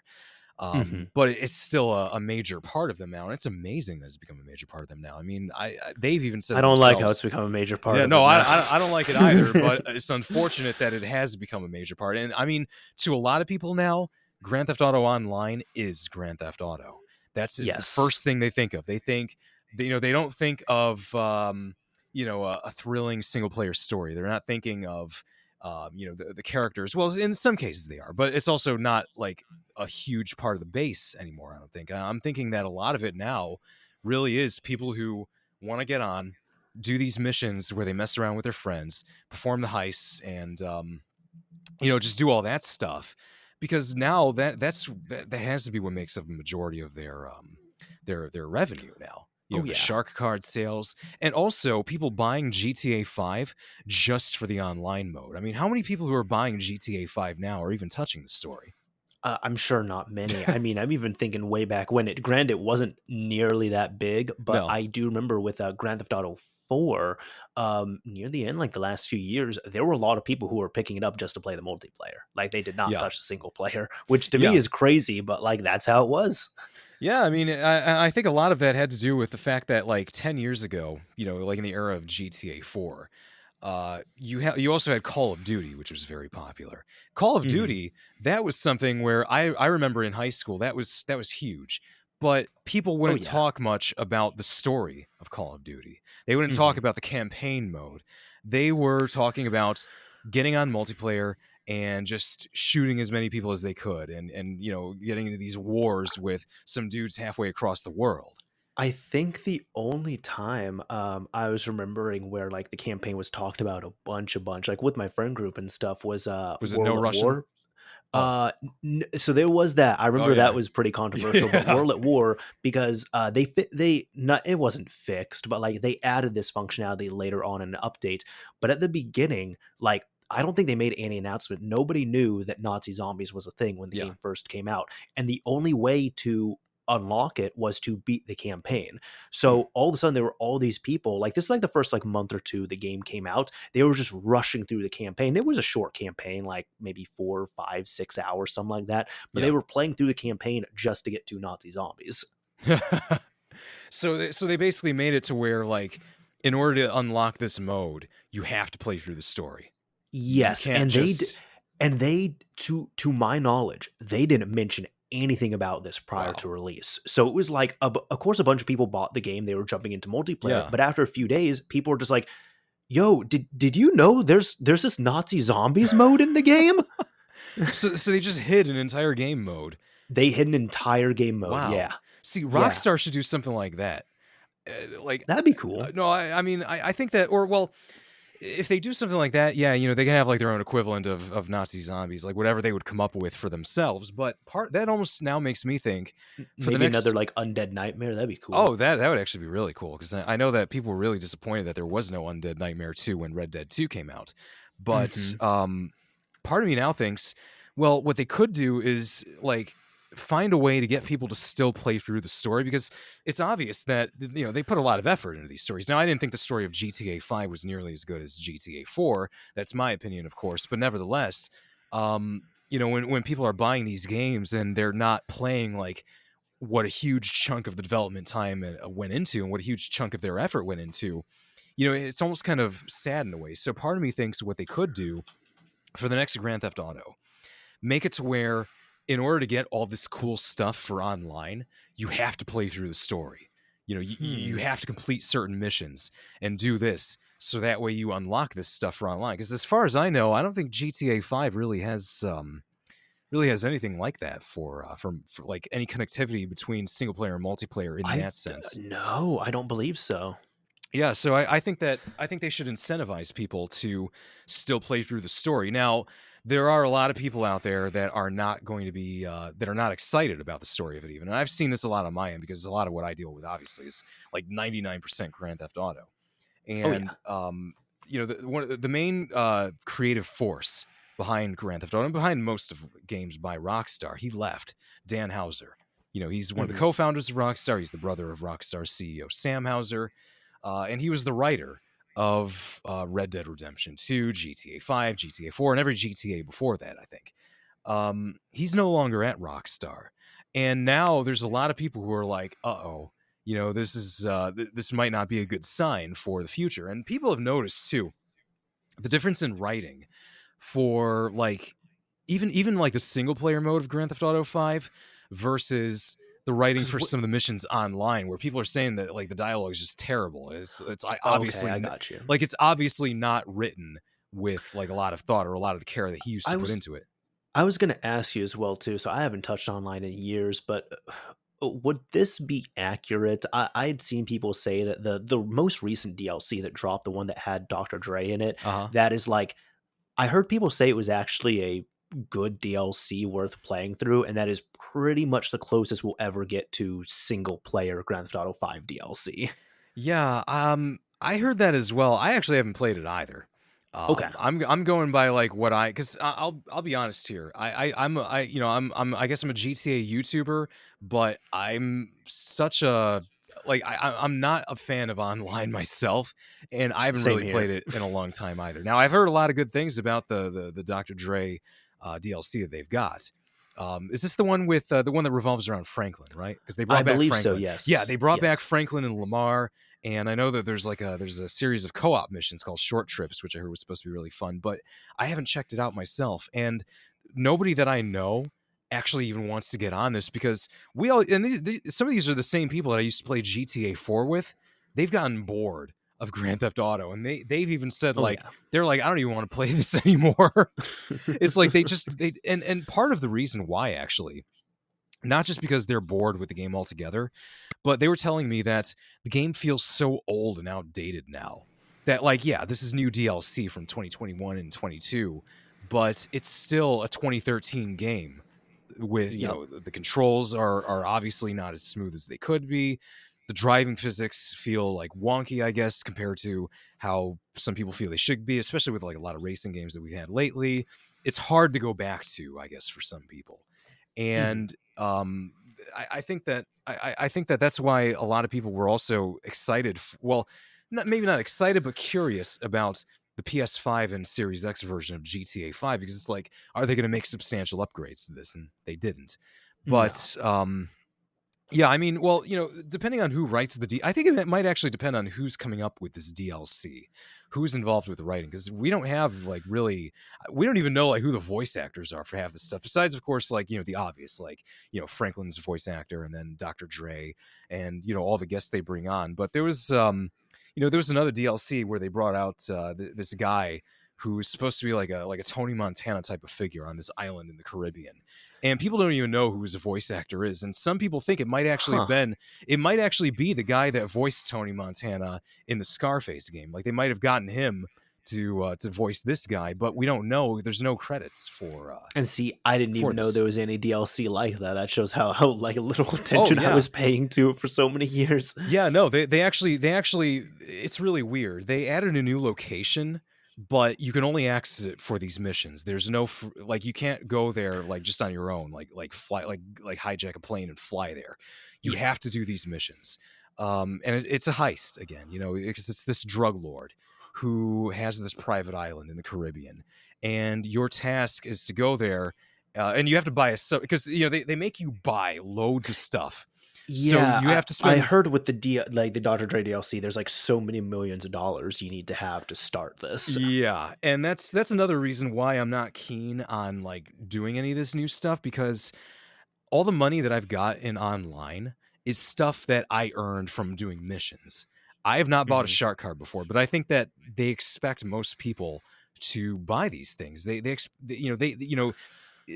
you don't want to go broke, you have to drop another $20 just to make sure that you've Yep. got like $15 million in your account or whatever.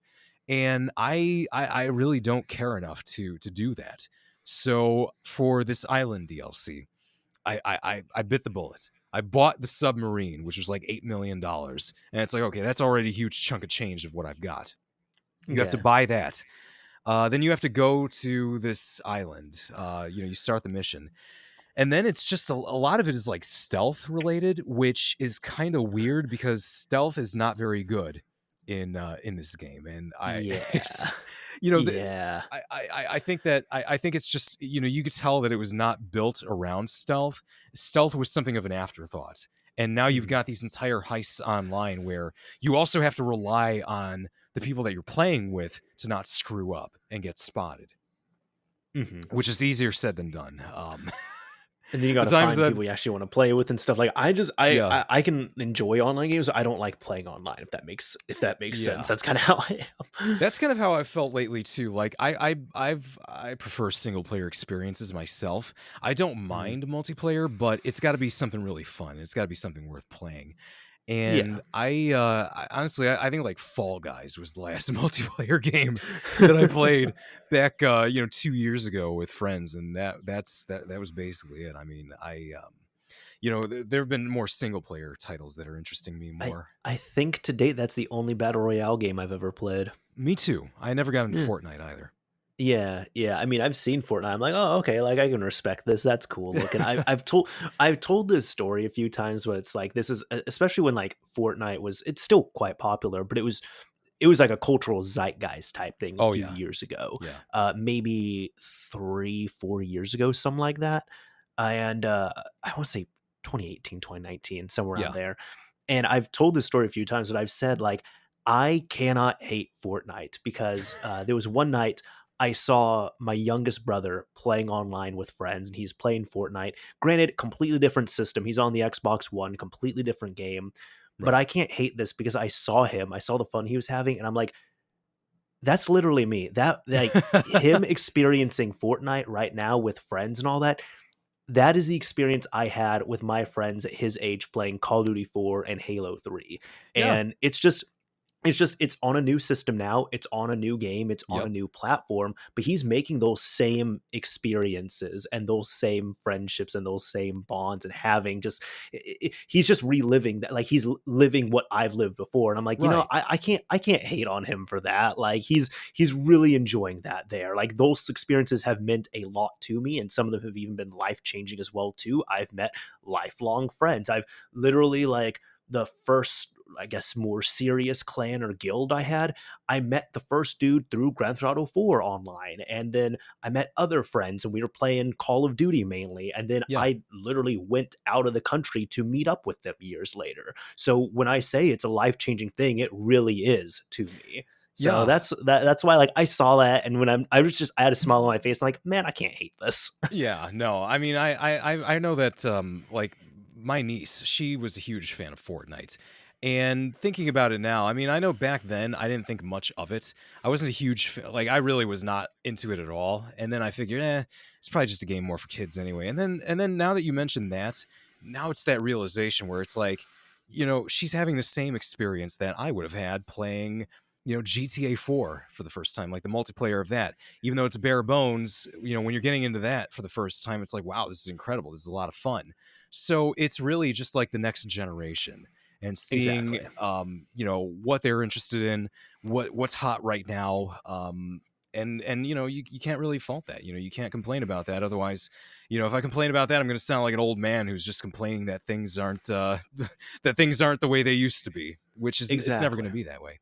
Yeah, and I will say, maybe to put it in a little more of a positive light, he's got a PS5 in his room, Yeah. and he told me recently, he's like, "Oh yeah, I'm playing through Grand Theft Auto 5 now." So it's just like, yeah, it's been around for so long, but even though we were saying, it feels a little bit dated and everything, like, he's uh now playing through the campaign for the first time, and he is very much enjoying it. Yeah, and see that's the thing. And GTA 5, sure, I thought it was like not a good game, but there's other people who like it, and I shouldn't say it was not a good game. What am I saying? I meant the story. It was not a good Mhm. story, but there's other people who are playing through it for the first time, enjoying it, and it's like, you know what? More power to them. I'm not gonna sit around saying, oh, how can you enjoy that? It's different strokes for different folks, basically. Mhm. And it was like that. Exactly. And you know what? Thinking about it now, it was kind of like that when Grand Theft Auto 4 came out, because you had everybody who was rushing to compare it to San Andreas. People were complaining so much, saying, why isn't this like San Andreas? The story sucks compared to San Andreas. The game Well, sucks compared to San Andreas. And when really I it's just mean, different. I will say though, like, that was a very, like, oh boy, that was definitely the first time the rage engine was implemented in a open world. Yeah. You could tell, and then the driving in Grand Theft Auto 5, I don't mind, but in 4 they were doing this, like, too realistic, like, racing type thing, and it felt so clunky and floaty. Like, I never liked the controls for 4. I always felt that, like, for driving, GTA 4 definitely had a learning curve. Mhm. I didn't mind it as much, but of course, the first time I ever played the game, I had never driven a car before in real life. So, I was only like 14. I mean, But I get that, but it's like just comparing it to the previous oh games, yeah. you know? Yeah, I Yeah. mean, I think that there was a push to try to make things as realistic as they could back then, and I feel that because I remember when I was in high school and some of my friends who were talking about Grand Theft Auto. One thing that somebody mentioned was that they felt that Rockstar was trying too hard to be too realistic with things, and that it's Yes. like they're Yes. forgetting that there's a game. By the way, that kind of criticism I think can still be applied to Red Dead Redemption 2. Because Red I Dead 2, agree. see, that game is like a lot less arcadey than GTA 5 even was. Yep. But I did another playthrough of it recently. I streamed that on Twitch, and one thing I realized is like, wow, you got to wait for all these animations to play out. Sure, it looks realistic and it looks like how you would expect stuff to look, but at the same time, it's like this could have been simplified so much, and Mhm. instead you have to sit through like to like, let's say you want to like loot a corpse like after shooting a guy and he's got some like ammunition, or you want to see if he's got ammunition on him. You have to walk up to him, which obviously you do in any game. Then when you press when the prompt comes up and you press the button to loot the guy, he's got to bend down, he's got to pick the guy up, dig through him, pat him down, and it's like, Jesus Christ, just get it over with already. I've never seen a game where you have to wait this long. And sure, it's seconds, but it's precious seconds, because if you're in a gun battle and you're getting shot at, you want to do that quick and get back quickly into cover, which the game doesn't allow you the luxury of being able to do that. So I think with Red Dead 2, there was a lot of weird things where it was just too realistic, and I people pick that and up with with that GTA 4. And I will say, I feel like Grand Theft Auto 5, it does strike a really nice balance Hmm. between arcadey and realism, where it's like, this is kind of the feel that I was expecting from Grand Theft Auto 4. Right, and I think that I think that with the next Grand Theft Auto, they're definitely gonna, I think, base it more off of GTA 5 rather than 4. Now, that being For sure. said, there are some things that I wouldn't mind them making more like GTA 4. For instance, um, the euphoria physics.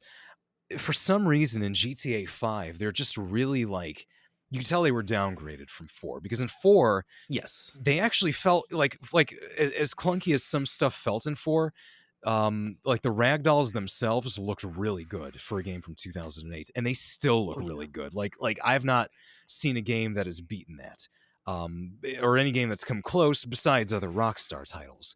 But in Hmm. GTA 5, that was kind of the odd one out, because everything feels really floaty.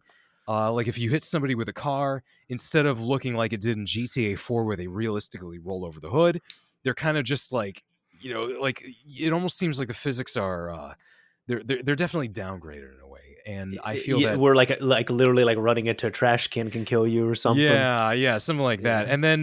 And then even like the details, like of like in GTA 4, when when you shoot somebody in the foot in GTA 4, they stumble backwards while trying to stand up. Maybe they'll fall over, but then they'll try to get back up. GTA 5, you could shoot somebody in the foot and they'll die.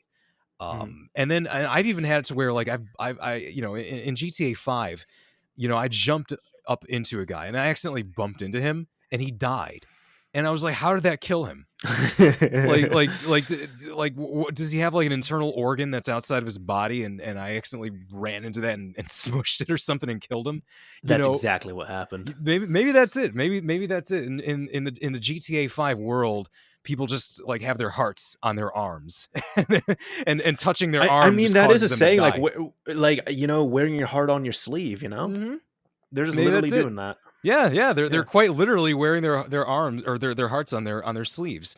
But Oh yeah. there's just so many like oddities with the game, and I think some of it might come down to the fact that this game was originally made for the 360 and the PS3.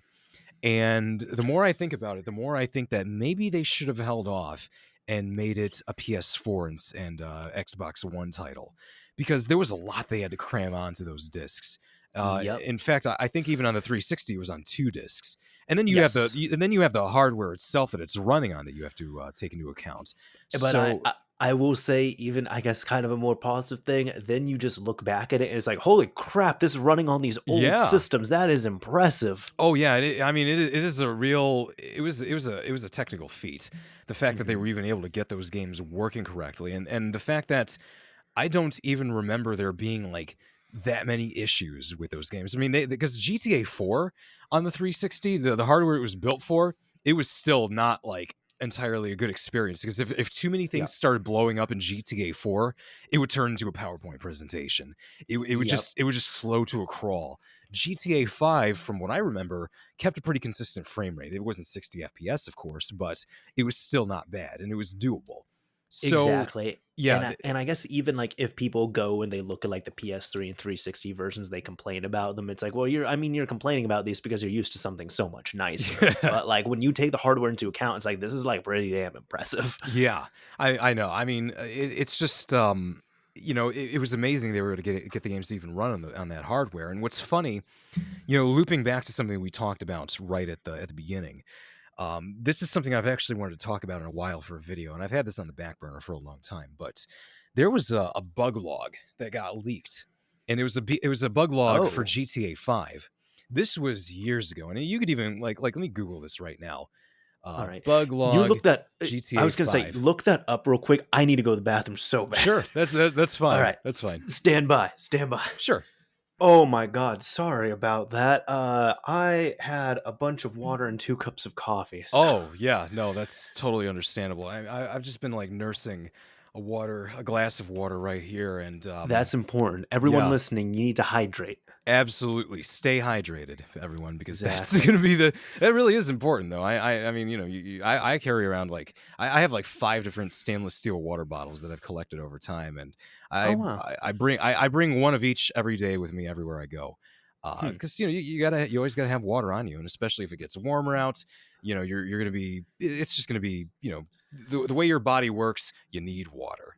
That's smart. Also, I mean, see, like I love foxes. They're just great animals, and it's They like I are. have a thing where it's like I have a bunch of like mugs and cups that are like mismatching. And I have them all, and it's like I've had family tell me like you need to like get rid of some of these. I'm like, no, but I like all of my fox mugs. Yeah. Excuse me. I actually have a fox mug myself. I got a fox mug and I got a raccoon mug, both of which I like. But I've also got Do you have a badger one? I don't have a badger You need mug. to get a badger one. I absolutely need to get a badger mug. I mean, I got to look for one now.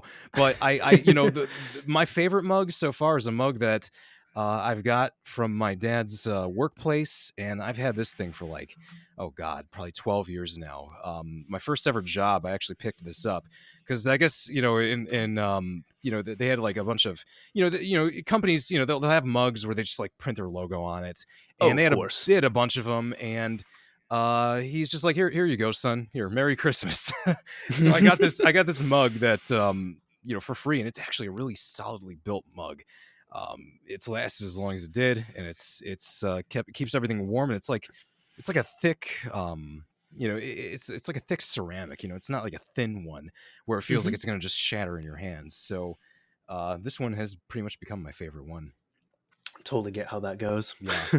Because Yeah. unfortunately, like the fox mug that I've got and the raccoon one, those are kind of cheap feeling. But Mm. the one of this corporate logo on it, that one's lasted so far. So that's the one Yeah. I've been using for a long time now. Hail corporate. There's something to that. Yeah. Exactly.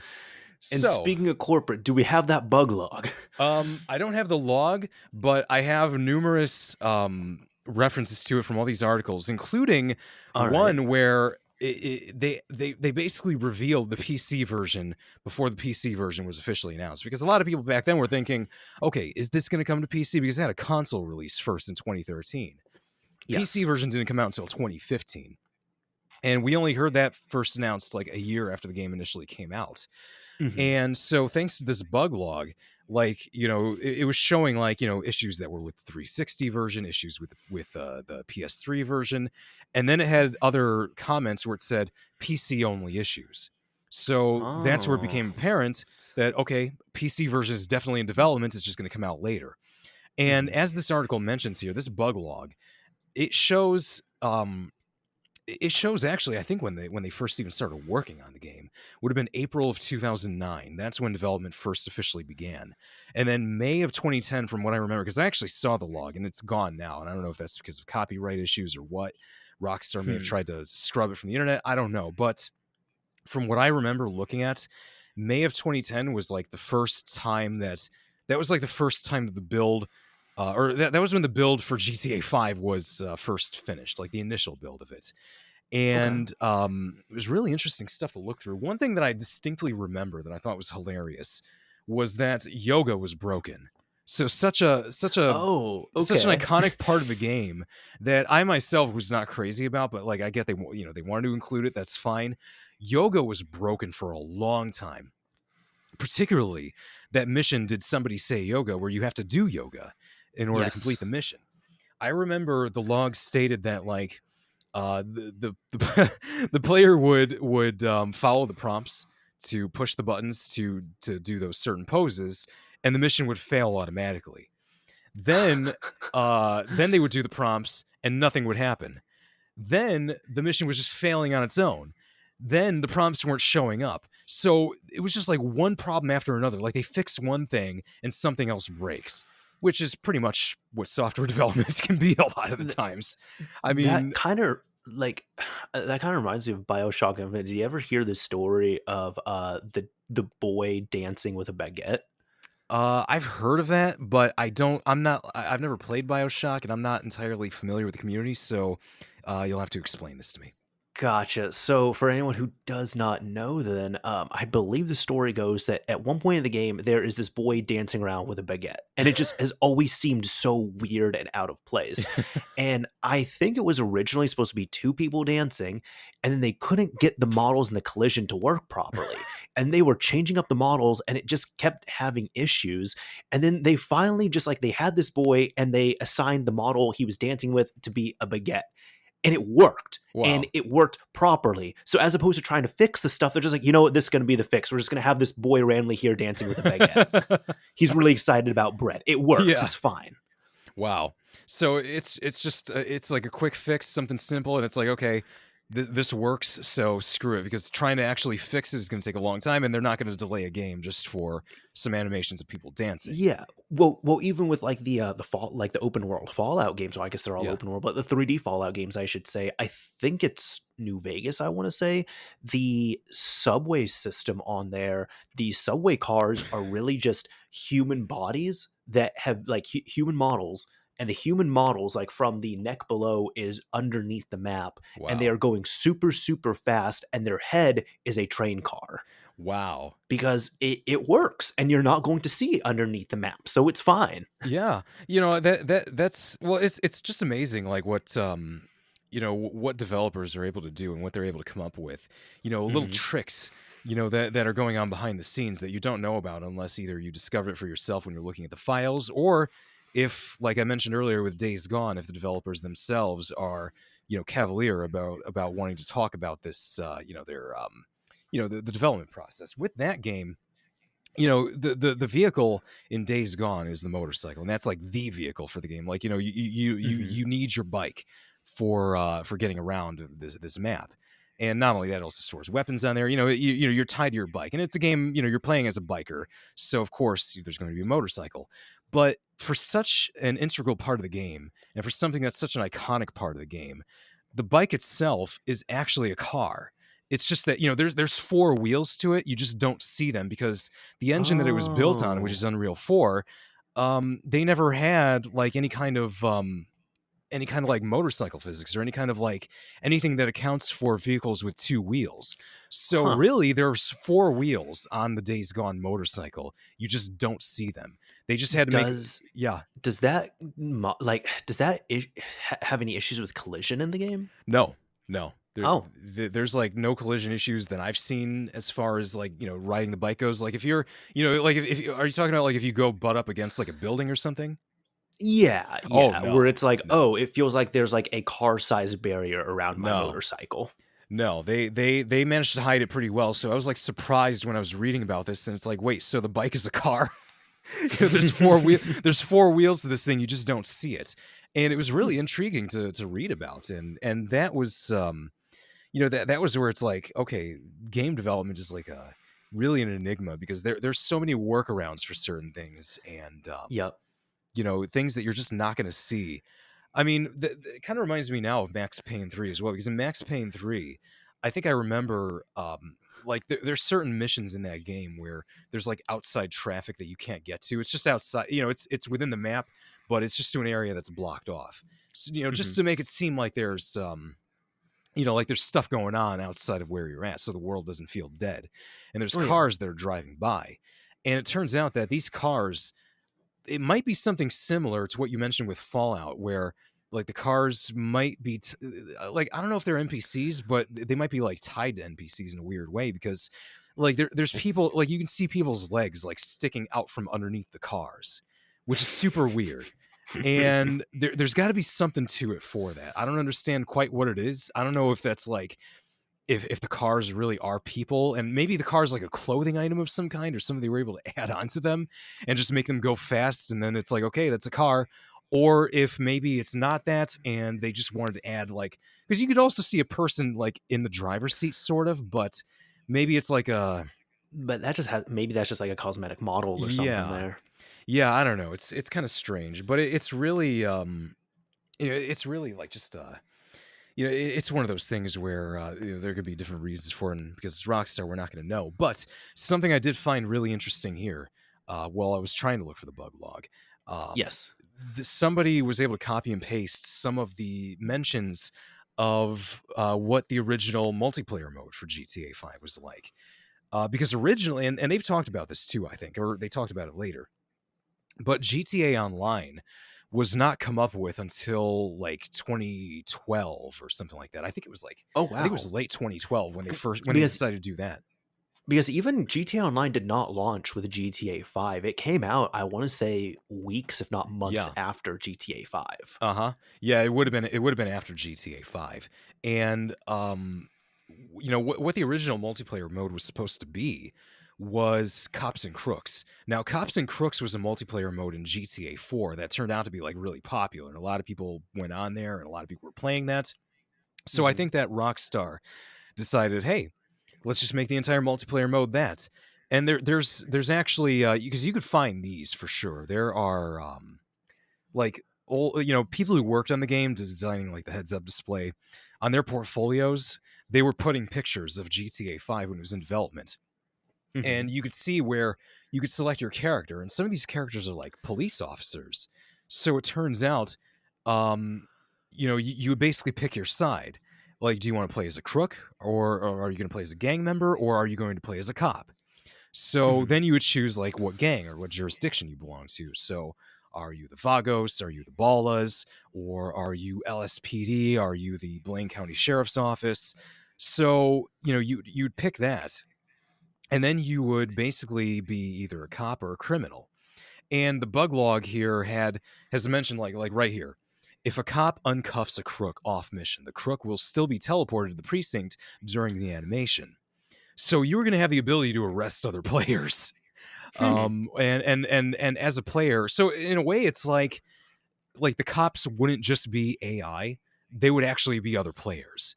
So other players would be the police officers going after the people that are robbing banks or getting into gun battles. And so the cops, the other players, would show up and try to break that up and try to take people into custody. Sure. And that ended up getting scrapped. And I think it was 2012 when they scrapped that. And then they decided to go for what you see now with Grand Theft Auto Online, or at least what you had with GTA Online when it first launched.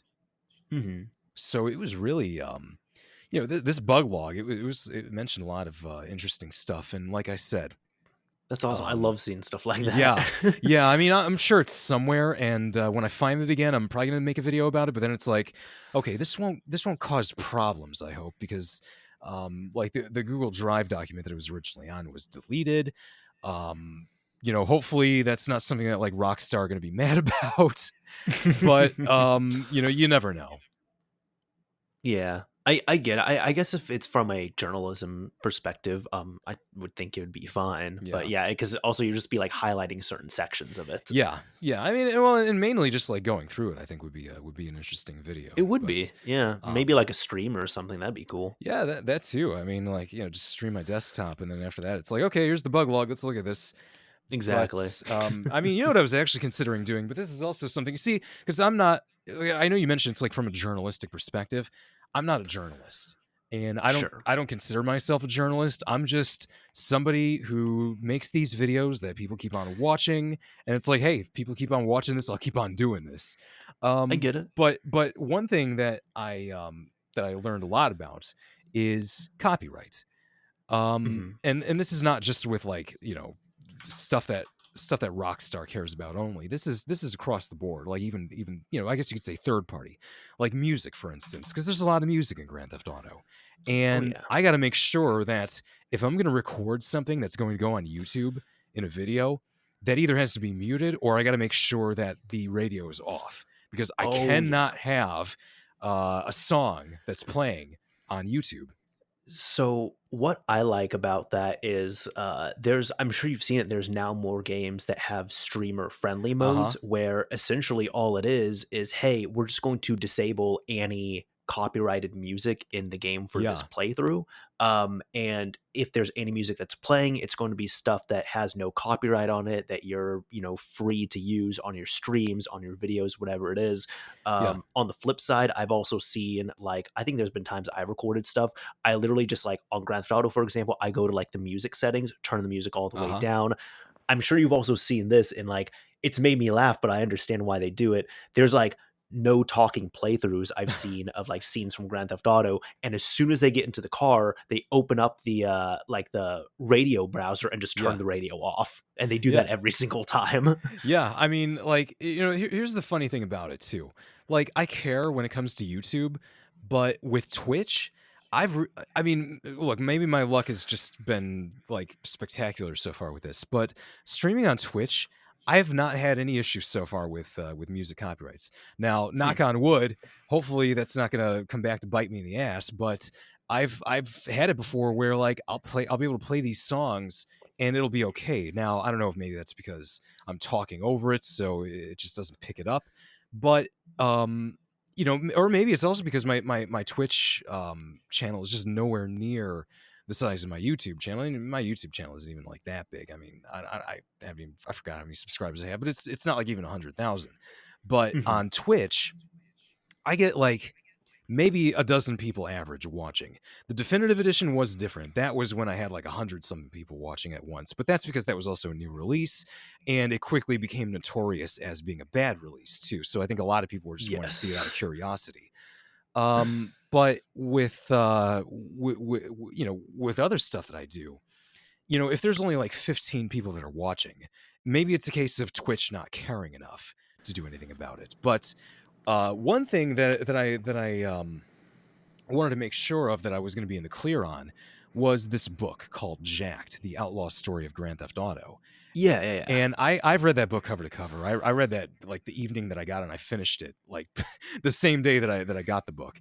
And very good book, by the way. And I highly recommend if somebody's very interested in learning about the history behind Grand Theft Auto and the history behind Rockstar, and even the story of like hot coffee from both Rockstar's point of view and Jack Thompson's point of view. Pick up this book because Hmm. it's really good. I haven't Um, read it. I know about it. I have not read it Oh though. yeah, and it's a great read. I was thinking of doing like a live reading of this book. Now I don't know how Hmm. many people that would really interest. I would probably still get like maybe a dozen people that go to check it out on Twitch. But then I got to be careful because books are copyrighted as well, obviously. And Hmm. if somebody was to do this, I feel like okay, I'd have to get in touch with like the publishing company maybe or the author, and I don't know if that's really going to be worth it all. I've read excerpts before, but I didn't read the whole thing cover to cover, and that would also take forever Sure. too. And I'll also say as well too, I that would definitely be something that would be strike worthy, Yeah, just because it's like it's not that you're reviewing the book or even pulling excerpts from it. yeah, It's that you're pretty much making a audiobook of the book that right. is, an unauthorized release of that. So at that point, it also serves in as a direct replacement, Uh huh. because you kind of have to take that into account, where it's like with fair use. Like if I hear you sharing excerpts, like I guess like excerpts from it, then that could make me go out to get the book, because it's like, Yeah, oh, that's cool. I'm getting your opinion. I'm getting like little samples here and there. But if I'm just listening to you like read the entire book, at that point it's like, well, I have no reason to go out and read the book. I don't even need to get the audio book, because you're just reading it word for word on Twitch. right. And Y- then it becomes an issue of people hear this, and if the video gets saved or downloaded by somebody, and then it's like okay, they've got the audiobook for free, yeah, so it becomes an issue, and I think that like I said with music, I think I've just gotten lucky, but with an entire book, like if somebody it you would know have to be like a manual claim there, but Yeah, yeah, yeah, yeah, and but then that would also still be a potential issue. So yep, it's just something that's it's kind of a slippery slope. I think I'm yeah. fine with taking my chances with songs, but Mhm. with this, you Well, know, I was going to say as well, from what I recall now, it's been years, and I know Twitch did have some weird copyright thing happen and stuff, where it's kind of they did like a content ID apocalypse. It was like their version of it, yeah, where a lot of people had to like delete their. Pretty much, Twitch came out. There's like, hey, if you have like copyrighted stuff like songs and all that in your VODs, yeah, or even your clips and such, you kind of just need to delete them. right, Uh, but from what I recall, I think their system is you can pretty much like if you're just streaming the audio, then it's not okay. Like right. straight up, it's not okay. But there's nothing that really happens there during the Hmm, stream. But afterwards, if they do detect some like audio matches on there, they'll mute the stream for like 30 minutes up I for that see. match. Yeah. Hmm. And Yeah. that's kind of their like I know Epos Fox, I believe he's talked about it quite a bit, and it's like, yeah, that's their system, and it looked like it worked, but it didn't really work, and we kind of saw that come to a head like a few years ago when that whole like their version of the content ID apocalypse ended up happening, and it was just more like rights holders paid more attention. They're like, hey, what you're doing is not enough. Like, yes, you're doing the whole muting system, but hey, when people are streaming, they're streaming like entire albums of music on here, and you all aren't doing anything. Yeah. Yeah, I mean, it's just, copyright is it's a hell of a thing to learn about now. Hmm. Doing all this stuff. I mean, like I think with Twitch, I guess, so it seems like it's kind of easier to skirt than YouTube, if I'm Yeah. getting that correctly. Yes. Yeah, because Yes. because with YouTube, because here's the thing, Twitch as well. It's not like it's not like it's my life. It's not my livelihood. So I Hmm. also don't have to worry as much, like, because there's some people that are like full-time streamers and they work their way towards that, Hmm. and that's their job essentially, which I think is like insane. I mean, it's crazy to think about that. There's people who are doing this for a living, and I think that it seems like it's cool, but at the same time, you have to take it seriously. You have to make sure that you And know, it doesn't like it seems like it's all fun in games, but it's like so for me, I yeah, don't like streaming. I don't like doing that because yeah, it could be you could say it's like easier than making a video and stuff, but when right, you're like streaming for like even like 4 hours or something, it's not just you playing a game, like you no, are performing when you're doing yeah. that. Yeah, and that's the thing too. I mean, like, and it could be honestly. I don't know if you've ever felt this way before, but like, well, actually, I should tell you. Did you say that you don't like streaming, or you just haven't streamed? I don't like streaming. I actually Okay. streamed pretty consistently, like as in like once a month or so. I used to stream mod chat. I did some other streams before. So it's one of those things I've done it. Like I've had fun doing it. Yeah. I've enjoyed doing it at times. I could see the benefits of it. But overall, after years of doing it, I've just realized I don't like streaming that much. Like me myself, I Yeah. don't like to stream. I would rather do video. Now, can I ask you this? When you Sure. were streaming, would you feel like oddly exhausted or drained by the end of it? Absolutely. Okay, Absolutely. thank God I'm not the only one, because No, I'll and be that's what I'm saying. It's because you're not just hanging out, you're not just talking. Like, yeah, yes, you are, but the thing is, you're performing overall. yeah. That is a performance that you're doing.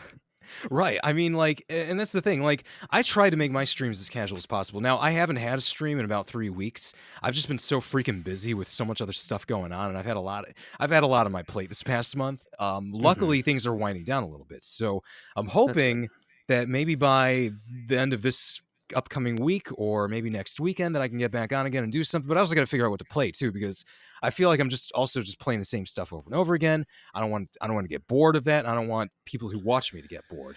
Hmm. But like, I'll be doing this, and I could do it for I could stream for like 4 hours if I have the time to.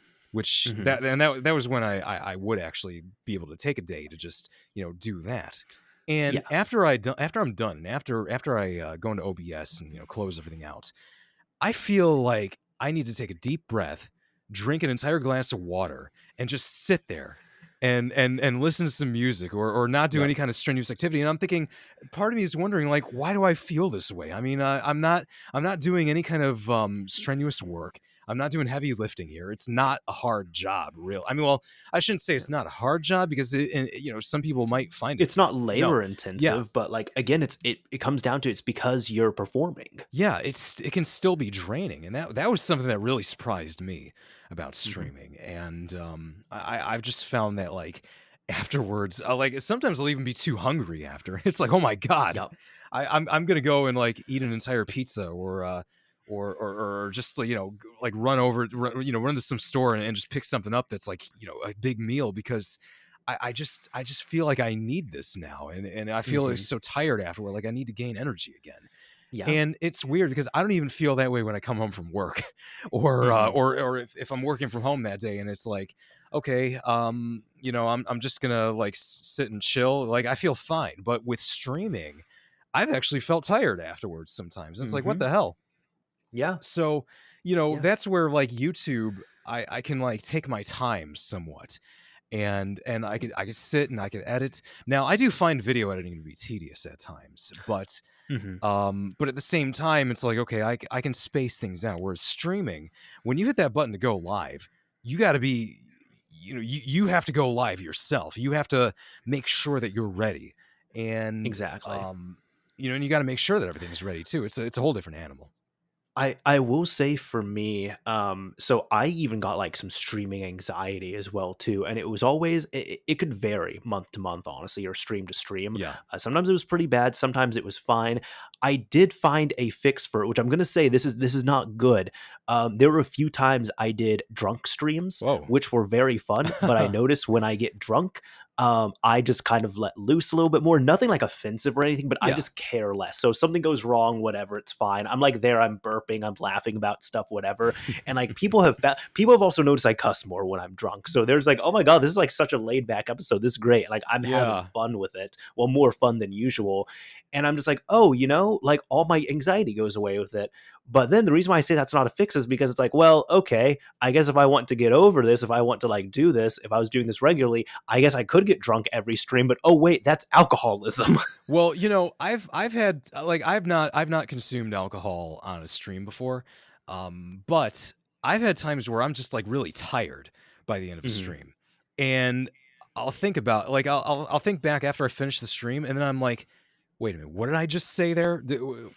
What was coming out Yep. of my mouth then? And sometimes this is part of why I stopped like trying to stream really late, because there were times where I would play a game, and if it was like a weekend, then I'd be fine with like 9 o'clock, 10 o'clock, whatever. But then it's like I'm already tired from whatever I was doing the day before. Then I'm Mhm. streaming. Then and then sometimes this would even happen in the evenings as well, where I would just be like too drained, and I'll just be like I'll listen to myself, and which I hate doing anyway. But I'd go back and listen, and because I wanted to make sure, like, wait, what did I just say here? And it's like, oh God, I didn't want to say it like that, or I didn't want to say this, and really it's just because I was so tired. It's like I'm not on my A game basically. Now Yes. I have heard of streams where people would, get some wine or whatever, or have a beer or whatever. And that's fine. I've also heard of high streams as well. Mhm. Like for instance, weed is legal where I live, and it's All legal right. across much of the greater United States, or 50 We're states. getting there, Yeah, yeah. we're getting there.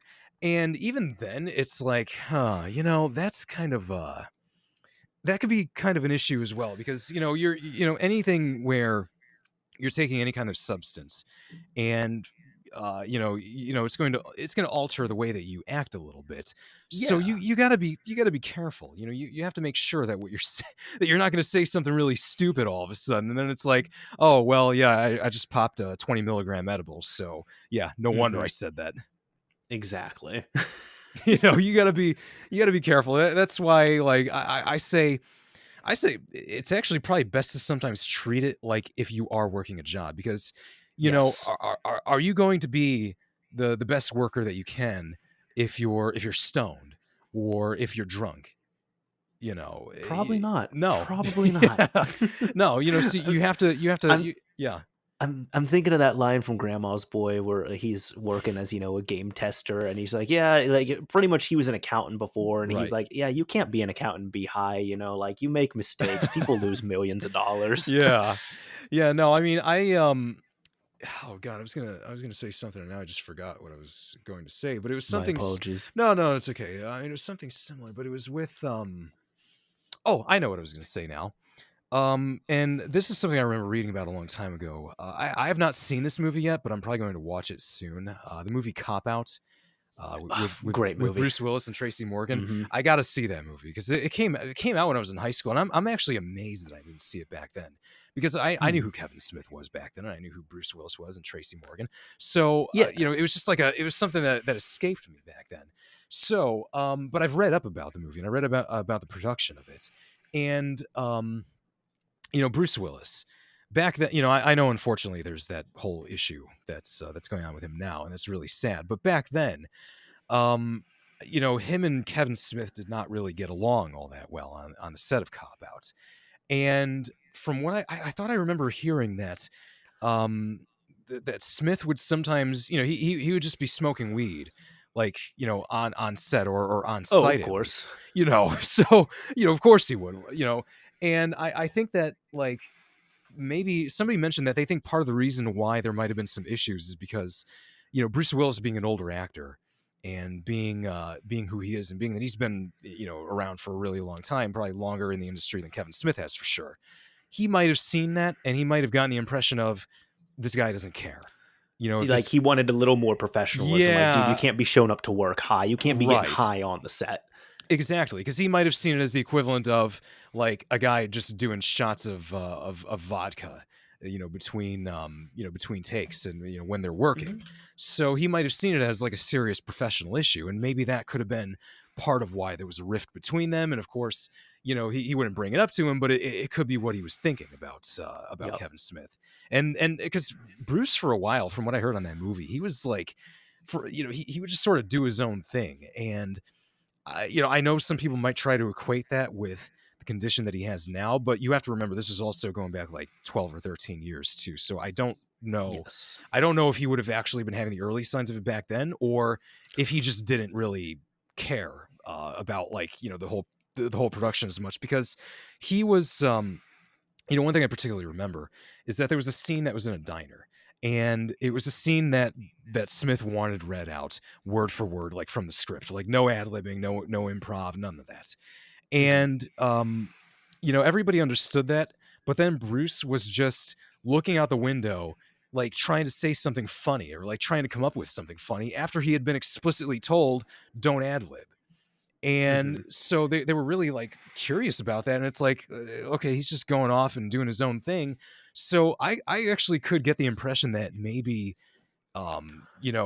after one incident or another, he just did not care. He did not feel like as much respect for the director on that project because of I would say so. That's what yeah. it sounds like. Yeah, so it Yeah. wasn't, it was an issue that to do with respect, I guess, rather than any kind of medical issue he may have been having. Because I think that back then he was totally, he would have been of sound mind, I guess. It's just Agreed. it's just a matter of who he's working with. And I mean, and somebody like Bruce Willis, he would have definitely had a lot of pull, because another He's Bruce yeah, Willis. yeah, he's Bruce Willis. He could call up somebody and probably get what he wants immediately, and that was actually what he did. Because Kevin Smith, he's really good at telling stories. I'm sure you know that. And Hmm. one story that I remember hearing him tell was his experiences of working with Bruce before Cop Out, on Live Free or Die Hard. And Hmm. he said that, like, Bruce wanted the script changed because he felt that the scene was too funny and too comedic. Even though it was Die Mm. Hard, and Die Hard has a lot of funny moments, but he felt that it was just too much and it was too goofy for a Die Hard movie. So Sure. he stalled the entire production for the whole day because he was able to, because he's Bruce Willis. And Yeah. he finally, some people from Fox got on the phone with him, and they're like, well, Bruce, this is the way we want this script, and this is the way that the writers and we here at Fox want this to be like this. So, you know he then said to the guy over the phone, he's like, okay, all right, so tell me then, who's your second choice to play John McClane? and and Oh. and and then the changes that were made to the script, which was actually co-written by Kevin Smith, they went through, and what you see in the final version of the film is the changed version, and not the goofier, lighthearted stuff that Fox originally wanted. Good to know. Thanks for letting me know that. Huh. Yeah, Did not yeah, hear about that. yeah. A Yeah. lot of interesting stuff with filmmaking, I guess. Absolutely. I will say, kind of segueing into this because I we kind of need to wrap up I here. think so. But and it's been, dude, it's been awesome talking with you. But Yeah, there's a couple things I guess two or three things I usually ask at the end. One of sure. them is what games have you currently been playing? Currently, I have been playing Metal Gear Rising: Revengeance. Oh, Uh, that's a good one. a fan of mine bought that for me as a gift, All and I right. was like, okay, I've never played this in my life. Actually, thanks to this person, I actually started playing Metal Gear Solid altogether. All right. And I decided, you know what, it's a title I've heard a lot about, but I never got into it. So of course I started off with checking out Metal Gear Solid 1, which kicked my ass because I cannot get used to the PS1 controls. Then I got the Twin Snakes, which was a little better. And then this very kind person went and got me Metal Gear Rising Revengeance. So I've been playing through that, and I am like just astounded that this game has like the dialogue that it has. It's like so over the top and outlandish, but at the same time, Hmm. like the stuff that they're talking about is like, holy crap, this is like extremely relatable with like society and all these profound things the characters are talking about. It's I need to go amazing. back and replay it, but it was such a good game. I very much Yeah. enjoyed it when I played it. Yeah, I mean, I just beat Monsoon, which is the guy that there's a meme about him now, and of course, because the whole his character is talking about memes, and now there's a meme Hmm. about him, and I thought it was hilarious the first time hearing him say, "Now there's a pretty meme, exquisite," and I'm like, this is incredible. This is an amazing game. How have I not played Hmm. this yet? So I've been playing that a lot. Another game I've been playing recently is Devil May Cry, also something that was bought at Which one? the first one. But I Okay. got a couple of them because once again, I mentioned on a stream that I never played them before, so a very kind person went and got me the HD collection, and then I think Devil May Cry 4 or 5. So, shout out to that person. Thanks a lot for that, because these are games that I'm getting to experience now that I never played before.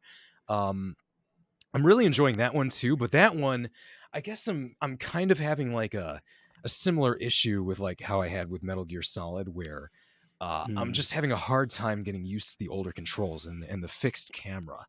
And This yeah, and I this got might be a little controversial, but I'd almost even recommend like go through them. They're great, but I'd yeah, almost recommend starting with a later one. really. Like if you're still in the main series, like Devil May Cry 4, that's a later one. Mhm. Uh it's fantastic. I've beat it probably 5 or 6 times, and Huh. like it's pretty well polished and everything. But the ones from like the HD collection, like that, like the first Yeah. trilogy, like 1, 2, and 3, those ones are a bit rougher. Yeah, and I like I started with that because I thought, okay, well, if there's like a whole story that I'm gonna and characters that I want to become familiar with and get used to, I figured I'll just start from the beginning. But that's when I also realized, oh, I got to get myself into like that early 2000s mindset. Like, okay, Hmm. I got to think of how I would play this when I was a kid, because I'm too used to modern games now that Yep. I think that, because it's even like going from Metal Gear Solid 5 to Metal Gear Solid 1 or even to Metal Gear Solid 3. Because Metal Gear Solid 3, I also played that a little bit. Amazing story. I freaking love it. But I know most of it from watching playthroughs of it because I cannot Yep. play the game. I'm like useless at it. It's incredible. And I've been asked like, hey, you should stream that. And it's like, no, it's gonna be a sad stream. It's gonna be like a Y- DSP level quality gameplay. Now, granted, I'm not gonna complain about the developers because it's not their fault that I can't play the game, but Mhm. it's it's a serious like learning curve for me now. I I can't get play it. it. But if it had the Yeah. controls and the mechanics of Metal Gear Solid 5, I'd probably get through it just fine because I love that game. W I think modern games have just spoiled me now for the old ones.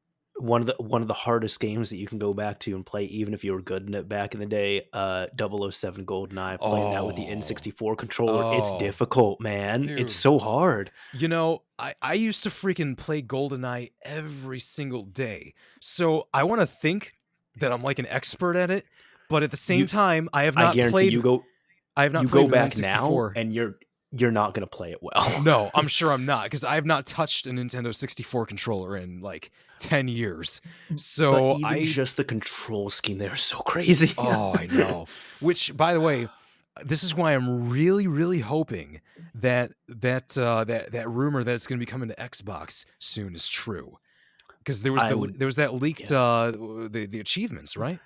Well, I mean, the whole leaked build, but yeah, the Oh achievements yeah. did leak. You're right on there, but yeah, I mean, I've played the leaked build of it multiple times over, and like with the HD remaster with the 360 controller, oh god, it like smooth as butter. Yeah. So it is the N64 controls and controller. Yeah, it's. I mean, well, looking back at it, the N64 is such a weird controller. I mean, it was what I had back then, but Hmm. at the same time, it's like, how the hell did I ever get used to playing like this? I mean, The you have like I'll tell. the main bit in the middle, and then you got some on the left and on the right. And it's like, wait, which hand am I supposed to be using again?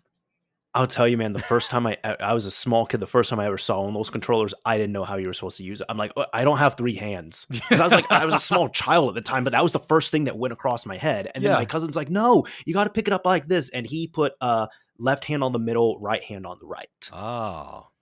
Yeah, Left hand but in the that's how middle, he right hand did on the it. right. I think that was how I did it too. But then sometimes I would like swap hands because if there was something I had to use what was the directional buttons on the far left side. So then it's like okay, Yep. looking back at it, it's kind of cumbersome, and I could see why for the GameCube they went to a more traditional route. They weren't going to mess Yeah, around with.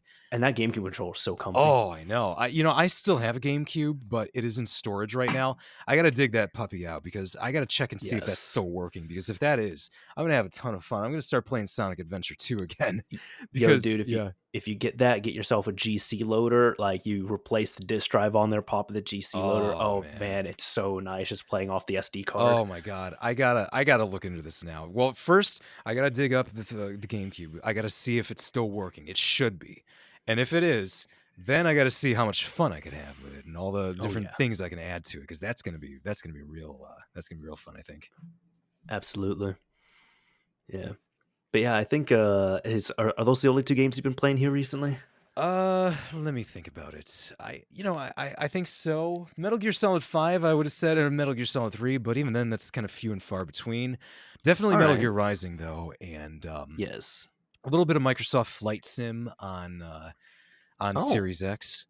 alright. Definitely that, which is it's nice to be able to fly around in your own city and see places that are familiar to you, but also being able to travel the world and see places that you've not been to before. Mm, And with the pandemic, with the way things have been lately, traveling is taking a huge hit, and some people are still not keen on going out to places that are too far away because you got to get on a plane with a bunch of strangers. You're gonna have people who, if somebody doesn't want to wear a mask, it could be kind of problematic. And mhm, you got to be careful anywhere. I mean, a friend of mine recently just tested positive for COVID, and mm. Well, even I mean, I hope your friend's okay, but even yeah, not just COVID, it's like, "Oh, yeah, I forgot there's other sicknesses there yeah, too." Like, this year, I think I've gotten sick twice, and not with I never got COVID, thankfully, but yeah, earlier this year, I had a cold, and even right now, because I've done the last week, I've done a lot.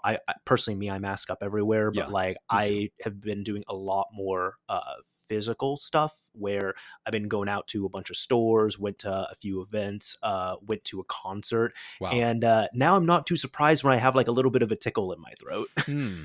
Yeah, I mean, like I had a cold. Actually, it was the day that the definitive edition came out. I was sick that day, but Oh, so thankfully, the game made it even worse. yeah, yeah. It's like okay, I get to play this game, and I'm freaking like my sinuses are all messed up, and I have to deal with all this bull crap now with this horrible release.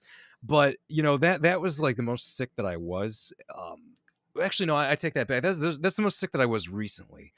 I, Mhm. I I didn't catch COVID, and I'm amazingly. This is another knock on wood thing. I haven't had it yet. I just think I've been extremely lucky, but I did get food poisoning during like the height of the pandemic, Oh and I boy. freaked out because I thought, oh my god, have I got it?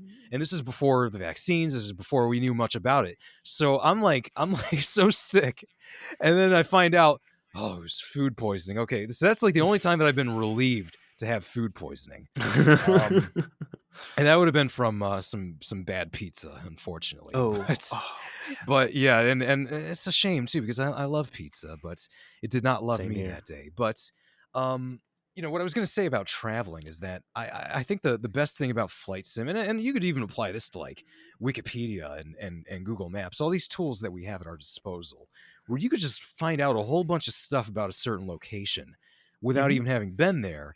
And now actually being there is an experience of its own. I'm not saying like that this stuff is going to replace that, but it's something nice to be able. It's like a learning tool. You're able to see what different places are like, and that's what I like about some of this. Agreed. Yeah. I need to try it out at one point. Still haven't tried it, but I need to try it. Oh, Flight Sim. Yes. Yeah, it's pretty cool. Right All, on. all these all these places that you have available, and I remember that's like the one video game that I got my father actually interested in recently because I showed him like a video of me flying around in a Super Hornet, like an FA-18, and immediately, because he's an aviation buff, and as soon Gotcha. as he saw that, he's like, "How do I play this? What do I need for this?" So I think I'm thinking like, okay, maybe I can find like a Series S for his birthday or for Christmas or something, just with flight sim, Oh, that'd be because nice. he, I mean, he was like, he was asking me all kinds of questions. And here's the thing about flight sim, I still suck at it. I just like flying around, but I have not been able to Yeah. successfully land a plane myself. And I was able to explain to my dad like what I was doing wrong, and he knew immediately what was going wrong. He's like, son, you're coming in too hot. Why are the thrusters this high? And I'm like, I don't know. I've never flown a plane before. I know Like you've you're been. the aviation dude Yeah, here. and he's actually been behind the controls of a plane before with pilot buddies of his, like the Cessna plane, and stuff like that. Yeah. So he knows more about it than I do. And I'm just thinking, why don't you teach me? Let's play this together. And he's like, well, That's when I have the awesome. time. But hey, if I'm able to get this for him as a gift, then I'm gonna sit and I'm gonna make the time for both of us to You should. experience And that. the Series S is regularly on sale as well Yeah. too. So Yeah, and yeah. also one more thing I'll load up, and this is also a game that I've been playing recently, Max Payne Mhm. 3. Because Oh, I yeah. know that he would love Max Payne 3. I just know he would, because I remember a while ago, this is years ago, I was out of town with him. I was just visiting, and we were both in Boston. We were both visiting Boston, beautiful city, by the way. And we're in the Airbnb. We both had to fly out that day. He was going to go and fly back to where where he was born and where he grew up originally, just because he was going to visit some family. I was going to come back home. So we're both just watching TV, and he's flipping channels, and we come across Max Payne, the movie. Now I know the movie was not really all that good, but he didn't Mhm. know that, and he didn't know that the movie was based on a game. To him, it's just a Mark Wahlberg action movie.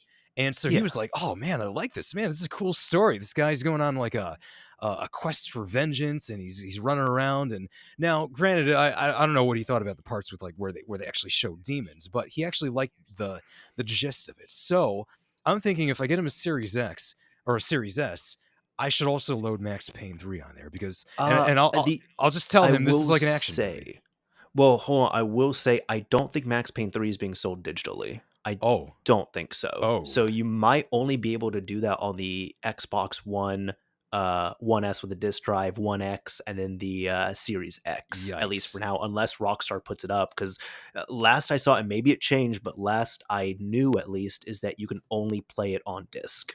Oh, okay. See, that helps to know. I wasn't aware. I remember when they made it backwards compatible, and it was like, yes.